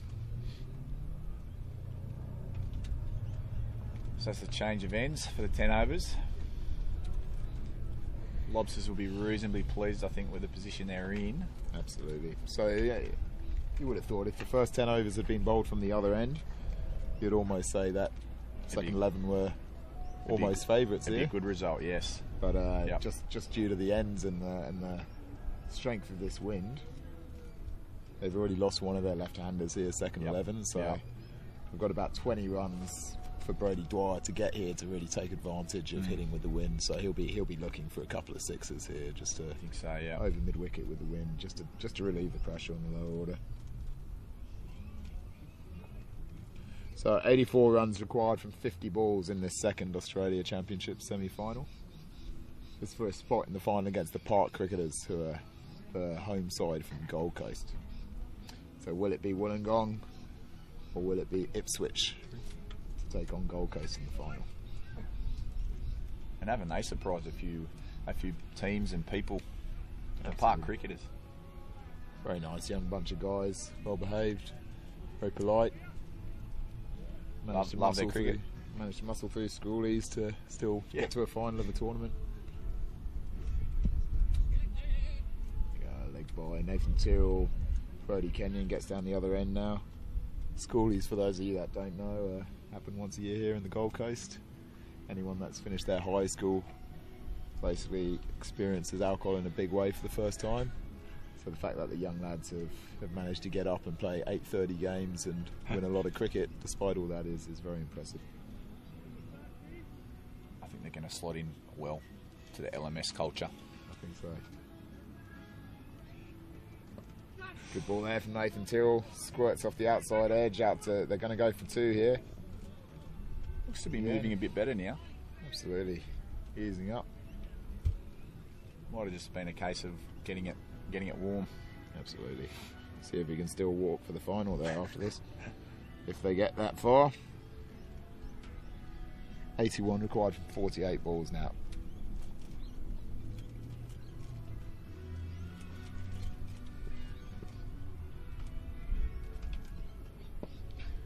Dwyer trying to go big there. That's the shot he'll be looking for now, to hit with the wind down over mid-wicket.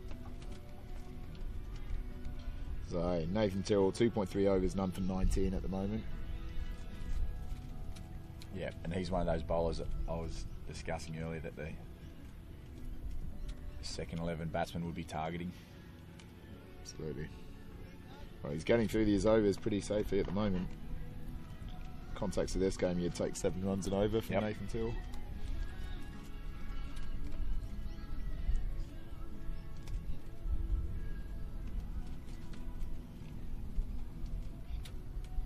Brody Dwyer on strike, unbeaten on 32. Going down the pitch, that's the shot he was looking for. Hitting with the wind, he hasn't got quite enough on it though, and it's well held there at deep mid wicket. That's a big wicket. Good take by Wayne Herbert out there in Cow Corner. That was in the air a long time and would have been swirling a bit with the wind, so he held his composure well there, because that is a huge wicket. Brody Dwyer joining Vaughan Oldham and Marty Henderson in the sheds now. 32 off 29. He got well set there. He would have been looking to go on from there. So that's a big hit for the second 11, especially losing their left-hander who would now be hitting with the wind. Yes. Yep. Interestingly enough, they managed to steal 2 runs there though. So another last man stands rule on a catch. That can be a double play. So if the batsman is out of if a non-strike batsman is out of their crease, you can throw down the bowler's end and get out the non-striker on the same ball. But on the other hand, if the non-striker runs 2 down the striker's end and back, then you can steal 2 extras. So on that wicket, they still picked up the 2 runs. Picked up 2 runs. Yep. Always an interesting way to finish a game when a couple of runs is needed off the last ball and there's a catch and you still lose the game. Yep, that's right. Got to be very switched on. Did notice that LMS institution Sharan Fernando from In and Outs missed that trick yesterday. Yeah, I heard that. Very surprising from Sharan given his LMS experience. Good player Sharan Fernando, just to make him feel better about himself though. Prop him up. Brody Kenyon now 12 off 6 balls. He's joined at the crease by Hayden Donlan, who also has had a terrific tournament. Hayden a bit more of a bigger hitter early on than Brody Dwyer, so at this stage that's what's required. Ooh, so a bit of space here. 2 behind square, pretty comfortable 2 there. So Pushpinder obviously going with the spin here to try and get the guys to hit to the leg side into the wind. Yep. Good tactic again. Playing the conditions. Some very brave innings here from Brody Kenyon. Really shouldn't be playing, and he's 14 off 7. That's not quite into the gap. They'll only pick up 1 there, surely. You can see he's getting some good bounce here. Pushy. Absolutely. Putting plenty of revs on the ball. He always opens batting then, Pushpinder, does he? He didn't last year for them, but yeah, he's... Oh, great ball there. Beautiful turn, beats the outside edge. Textbook leg spin delivery. That's a good ball first up for Hayden Donlan to face. I want to see that. Good one. Darts it in. Donlan off the mark. Be looking for 2, but the injured Brody Kenyon down the other end. Only 3 off this over so far, Rob? Or is that 4 now? That's now 4 off the over. Yep. 4 deliveries bowled, so this is the last ball in the over. Need a big shot. Just a single. Cuts it down there to Darren O'Connell. So that's the over bowled. So Pushpinder Jasal now 2 overs, none for 15. So he started well. 81 off 12 overs. So 8 overs to go. Required run rate now 9 and over.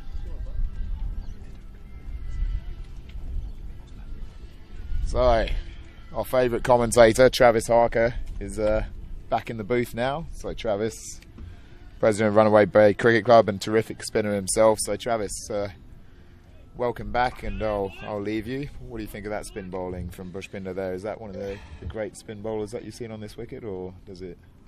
No one's ever as good as me. Come on, Rob. Should know that. I've bowled to you before. It didn't look too bad, but it's a good idea taking the pace off, but. Yeah, agree.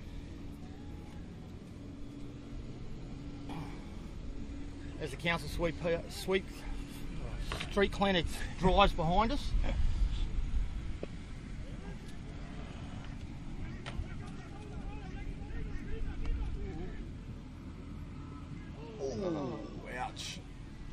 Marchese, he's copped one there somewhere in the head off a nasty bounce.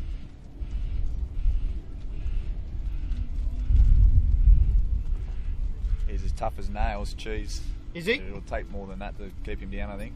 He's the oldest fella in the side, isn't he? He is. He has been in the wars a bit this season, actually, as well. Has he? Back in Wollongong, he's copped some nasty ones. Keeping, not so much batting, but copped from a sweep shot. Player from the opposition followed through with his sweep shot, and his bat collected him flush on the cheekbone. So he had a nice egg for a couple of weeks there. Ouch! That'll teach him to get too close. He's all right. He's only in the shoulder. Toughen up. Fair bit of support staff running out onto the ground, as you can see. Yeah, bit of concern for the skip. I don't know why one bloke's actually walking away from the... I can't figure that one out.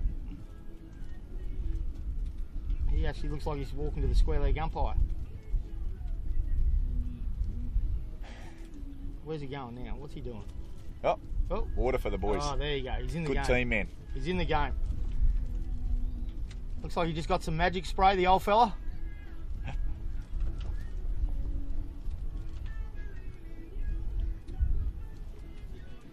So we got Rohit Sharma here, who's bowled. This is his first over by looks of things.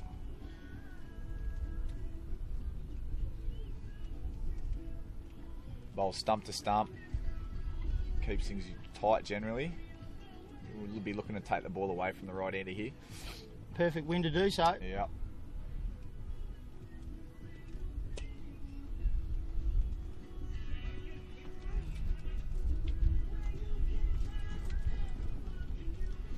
That's 2 more to Brodie. It's not bad for a bloke batting on one leg. Yeah, he's seems to be enjoying his work the last few balls. Yeah.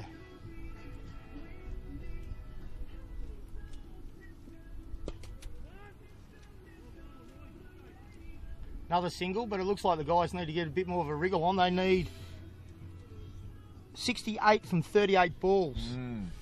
It's almost getting to 2 a ball stage, which gets starting to get a bit desperate.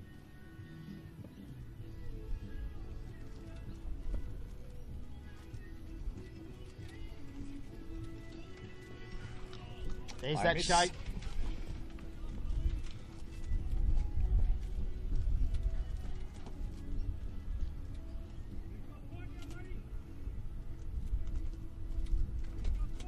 How's the vibe been, Trav, from your perspective this time round?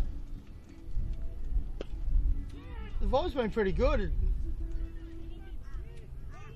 I think the thing is about having the competition in the same place every time. Guys know what to expect. Yeah. And so they tend to enjoy themselves a bit more from year to year.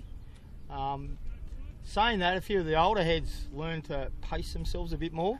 Not like some. But yeah, no, it's been good, guys. It's probably the weather's been the only dampener on the whole thing so far. So we it was all hands on deck yesterday when the rain hit to get the super soppers out and all the pitches available. It's actually unbelievable that we actually got any more cricket on after lunch yesterday. After having, I think there was 20 odd mils, yeah. Yeah, yesterday. So it all came in pretty much a hurry. So it's everyone's done well.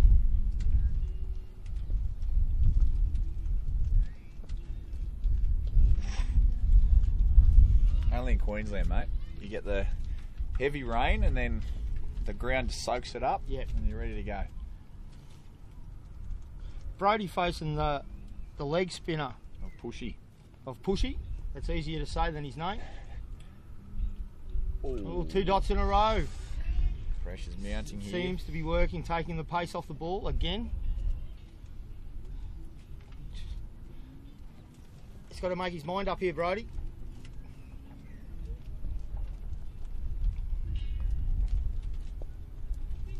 Sweeps and sweeps well. Yep, that's gone. That's 4. Big fella chasing it, gave up 20 metres ago.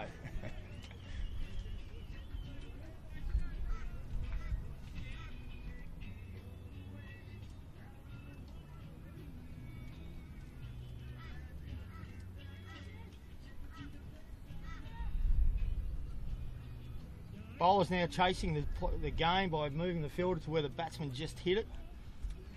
That just opens up a square leg. Huge gap. And Brody goes big. Goes big. Dropped on the rope by the looks of it. 6 runs. Right in front of the home dugout. Can't tell if he's getting sledged or supported down there. Steve, what do you reckon would be going down there? Yeah, they'd be wouldn't be too happy to the Lobster supporters. They're giving it to him. Yeah.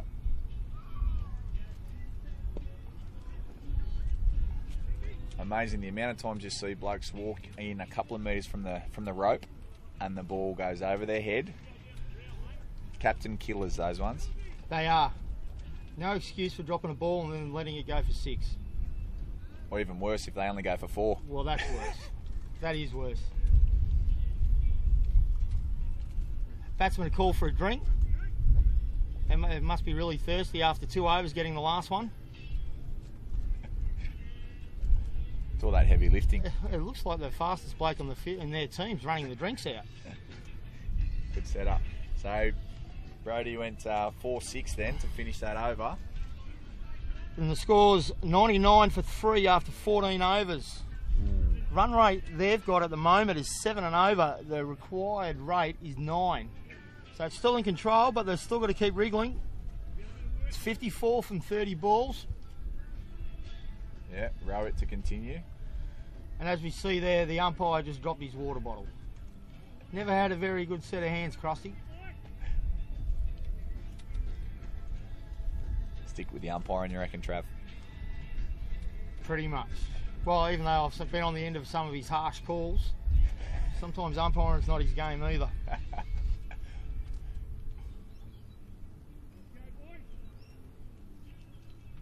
Umpire's doing a great job out here in a very hotly contested game, keeping their cool. Actually, the umpires have done pretty well all week. Yeah. There hasn't been too many complaints. Nah, not much controversy. So, which is unusual for last man stands Aussie champs. Usually it's riddled with it. Yes. But I think that's also got down to go down to the players' behaviour as well. That's a lot better this year. Yeah.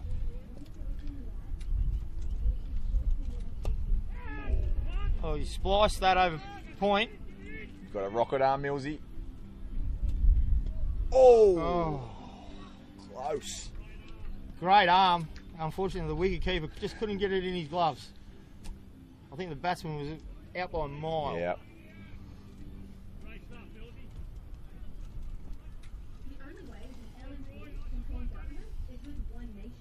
Mentioned earlier when Rob was in, Trav, that Millsy actually got picked for this game basically for his rocket arm. He batted at 8. He's not going to bowl, so right. Yeah, that's his job. Right, nearly paid off then. Ooh. They're picking up the ante here, the second 11. Yeah, you can see a little bit more desperation between the wickets. Doesn't look like the batsman's fitness is very good. They've won 2 twos in a row and they're on their haunches. Might be a few too many beers last night.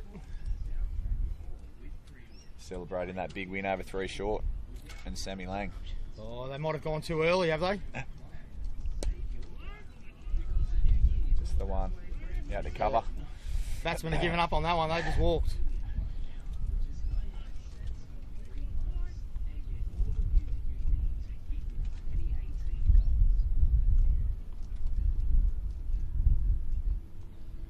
You sense the momentum's just starting to shift back to the batting team here.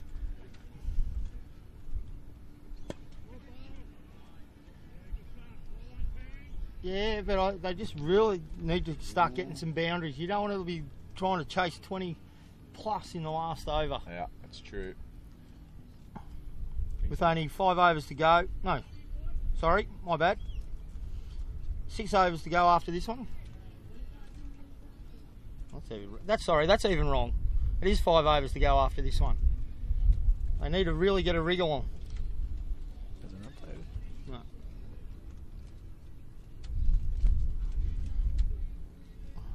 No.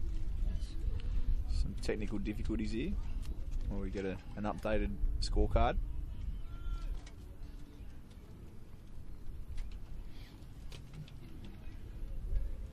Bush is going to finish off his spell here. I think this is his 4th, is it, Trev? Will be, yes. Ooh. Oh, they're going to take on the specialist thrower again. No, not batsman this slips. Grabs the quad. Brody's really hobbling Back up the other end. pain again.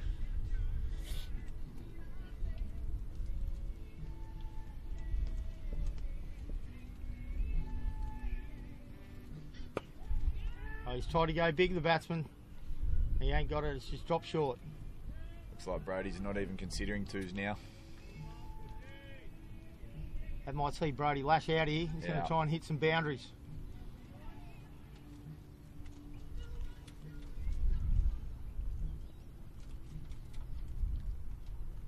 Quicker ball. Oh, there he goes. Going high. Safe hands of Darren O'Connell. Takes the catch. Good catch. Good celebration as well. Both catcher and bowler. And he limps off. Brave innings. Brave innings. Some would have to question why he's playing at all when he can't walk. After keeping for 20 overs as well. But mind you, he did bat well. He's made 35 off 21 balls. Yep. Gave the he's given the boys a chance here. Next batsman coming in is Cameron Ingle. He's not going to have a chance to have a look at too many balls before he gets going. He's got to get going straight away. They need 43 from 22 balls, and it's getting to that stage where it's 2 off every ball, or might as well kiss the final goodbye. They got a steal off that last delivery, I think. Did they? Yeah. It's funny about the steals this week. A couple of teams are forgetting about them. Tradies won yesterday with one team forgetting they could have got still 2 on the last ball. He's into rhythm. Yep. First ball boundary. Swatted away. Captain didn't change the field after putting the bloke down on the sweep shot. Left a big gap at square leg, and he's just taken a full advantage of it.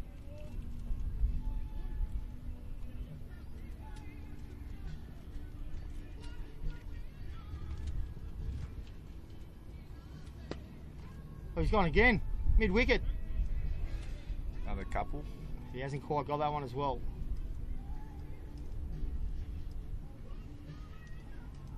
So 37 from 20 is the current equation.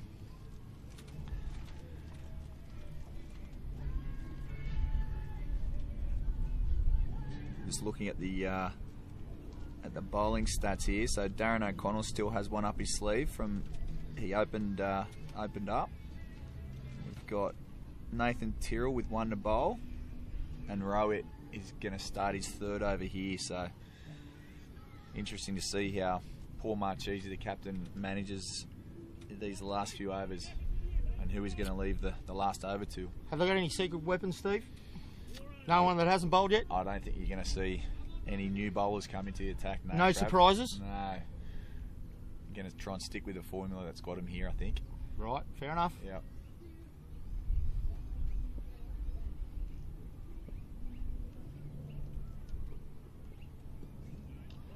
Often a lot of people say, Trav, the 19th over is more important than the 20th in 2020s in terms of when the game's in the balance, and do you bowl your go-to bowler in the 19th over? I think you've got to have 2 go-to bowlers. They're both to close out. In close games. Yep. If you need 20 off the last 2 overs, you don't want the second last over going for 15 or so. It makes the last over nearly impossible as a bowling side. Yeah. You really want to try and shut them out of the game in this 19th. Don't give them a sniff.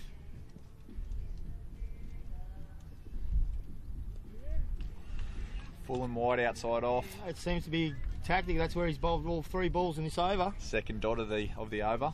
Sorry. Only 1 run off 3, yeah? Yep. Yes.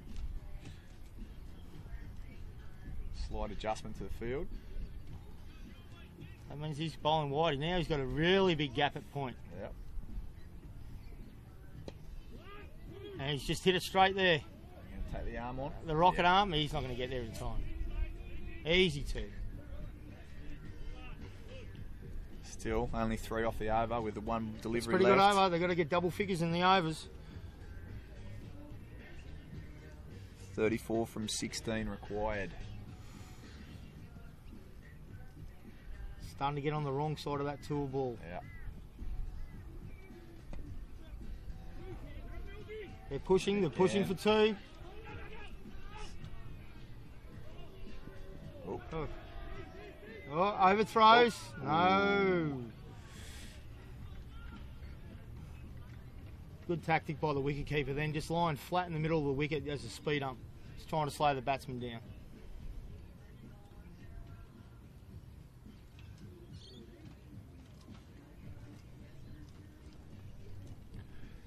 So 5 off the over. Means we got 32 from 3 overs, or 15 balls. It's going to take some getting. Even if they lose a wicket here, the second 11, I don't know if they've got much in the bank. So your money's on the Lobsters Oh, from this position? It'd be a safe bet at the moment. I might get proven wrong, but I'm not too sure who else they've got to come out and they can just blaze like that. Looks as though Paul Marchese's bringing on his strike weapon, Darren O'Connell, to finish out his 4th over. They're making their play now, are they, Steve? Yeah, they'll be looking just to tie this one up. Not necessarily a wicket if you can get it, sure, but dot balls. At this stage, dot balls are as good as a wicket. Yep.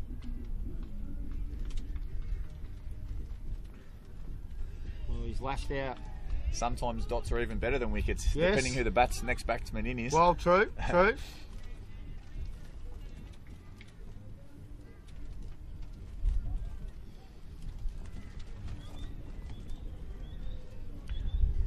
So O'Connell hasn't picked up a wicket yet, but he's only gone for 13 off 3.1. That's pretty good figures. Here we go. Oh, he's gone big. Very clean shot. He's gone Straight big. down the ground. 6. It's 6. Very good shot over mid-off. Actually pressure. played a proper cricket shot. Good shot.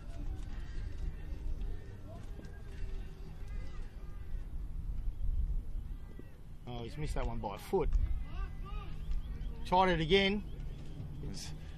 Was on the verge of being a wide, that one. Yeah, borderline I would almost say. By looking at it, I can see the wide line from here. It was close. Judging where the keeper ended up. So,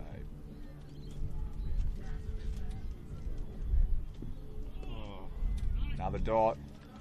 He's made his mind up here. He's going after it. He's trying to do it as well.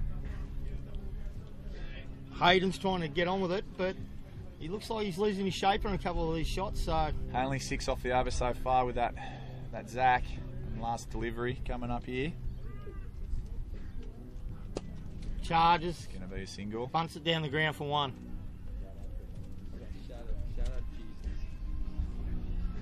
Right. So 2 overs left. 25 required. 25. How you going, guys? Okay. Who's got the crucial 19th over? The one we're talking about. Is it going to be Rowie? There's not a lot of movement. I don't think anyone wants it. Tyrrell's taking the cap off. Or the big fella from square leg. Slowly walks in. We might be here for a while, guys. He doesn't cover the ground very quickly at all. Time isn't of the essence. Sort of is. In We haven't got situation. we haven't got daylight savings in Queensland, so he needs to get a bit of a wriggle on. I can't believe the umpires are letting this one go.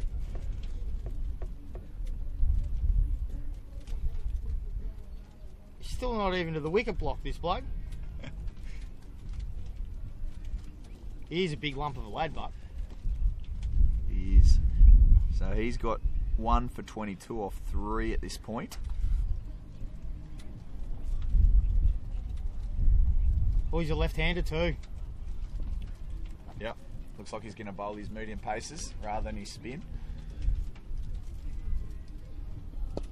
Got a bit of shape in there. He's hit that very well fielded down the end there. Coming back. Well run. Well run. 2 runs. Looks like Hayden, the batsman from the second 11, taking the responsibilities. He's going to do it.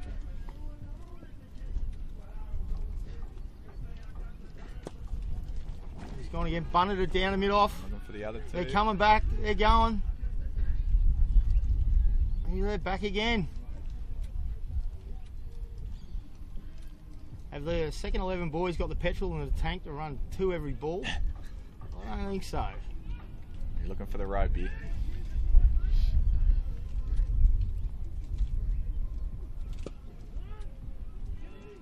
They're going 2 again by the looks of it. Well fielded, save 4. Yep. Didn't flick it up, he actually passed it to his teammate on the boundary line there. There's a handoff. Alright, so 6 off the first 3 deliveries of this over. Means we still require 19 from 7.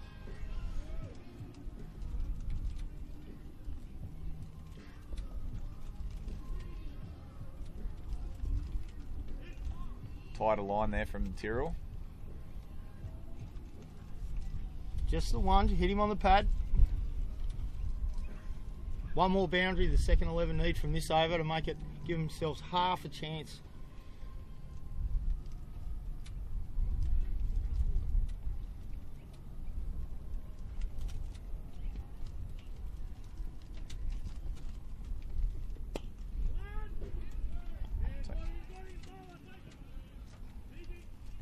So single to close out the over. Leaves us with 18 required. Off Rohit Sharma's last and 20th ovary coming up. This one could come down to the last ball. They've got to get 6 off 4 balls, and hopefully the last one goes for 12. With the home run rule. Batsman's call for a drink, maybe some advice. Anything from Krusty? He won't get much advice out of him. He's not known as a batsman. Actually, he's not known as a cricketer. So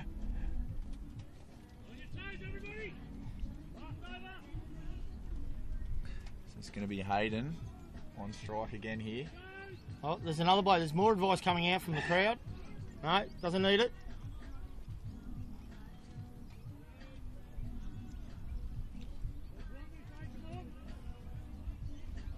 We've got Hayden on strike again. Ooh.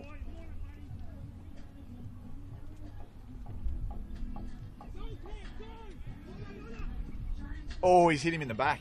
Only one off the ball.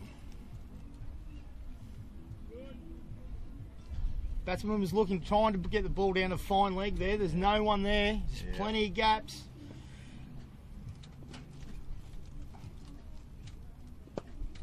Oh, sharp chance. Double play. Double play. That's as well. Huge. Maybe not. The umpire's just confirmed the double play there, has he? Judging by The the way. non-striker doesn't look real happy.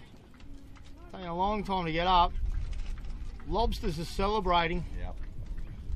Great set of hands. The batsman's smoked that back to him.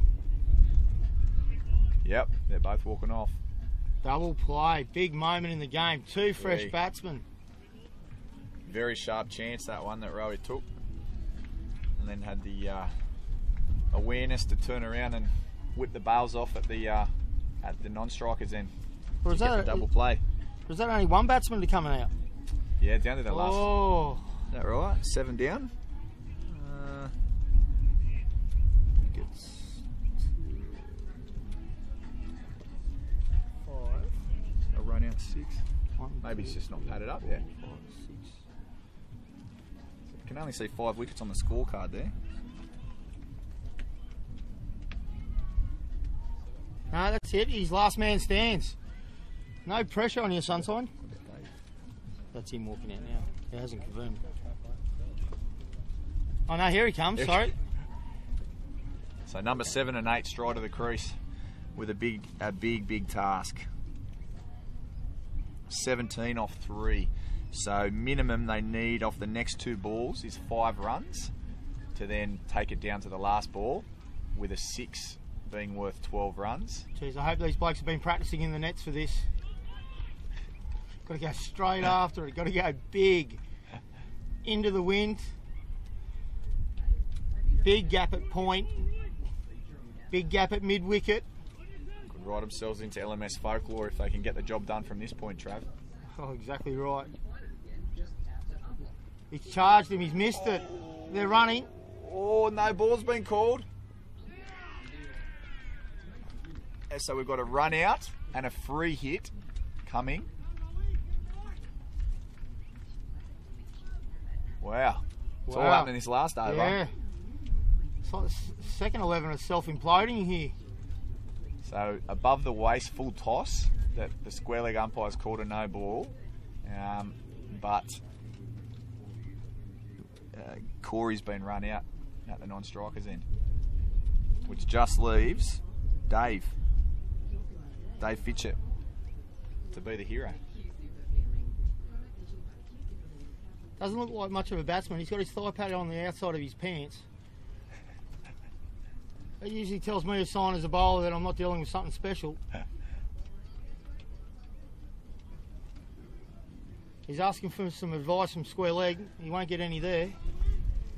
So 16 from 3, standing on his own here at the end, with a free hit coming up on this delivery. What's he going to try and do? Ramp shot. I don't know. Thickish edge. Oh, he's taking it on. Taking on the gunner. Oh, fumble. fumble. Oh. Okay. 14. 14. Off 2. Oh. So as we were saying, he needs a 2 here. Can he get the Minimum. 2? Can he get the 2? To take it to the last ball.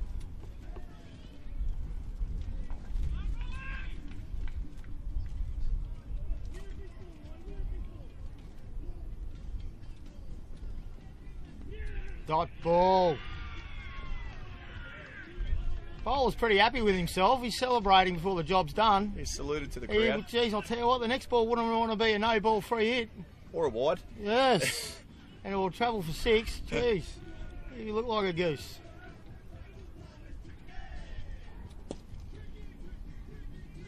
Doesn't mind a celebration, the bowler. Comes back for 2. That's it. Lobsters into the final against Park Cricketers. Pretty brave batting display there by the second 11. They just couldn't quite get anyone up to that magical 50 number. Just got pipped. And sort of got that first 10 overs, I think, is where the Lobsters won the game by restricting them to 60 odd runs hitting with the wind. Yeah, exactly. They had too much work to do in that second 10 into the breeze. Yeah. So by the looks of it, we've got some old blokes playing some young blokes in the final. It'll be interesting to see. Very much so. As the wounded second 11 limp out, by the looks of it. Literally, all of them. Shake their hands. The Lobsters, it looks like there's 15 of them out there. I can't quite figure what's just happened. All the support crew are out there. Right, They'll okay. all shake hands. There's a lot of camaraderie amongst these two teams. Often been maligned teams in the past, not necessarily crowd favourites. But you got to make your bet in line at sometimes. But they've played a really, really solid, close game out here today in the semi-final. Really good show of sportsmanship there, guys. Yep. Excellent. Lobsters gather around for a huddle. Not sure if they've got a team song or not, but we'll find out shortly. Oh, you wouldn't think you'd sing it before the final. It's going to be the big test, but the young blokes are all rested. Yeah. You got these old blokes over there that are going to back it up straight away. I'm backing the Parkies in the final. They'll only have, what are we talking? 10, 15 minutes till we get underway, Trav, for the final. Yeah, right.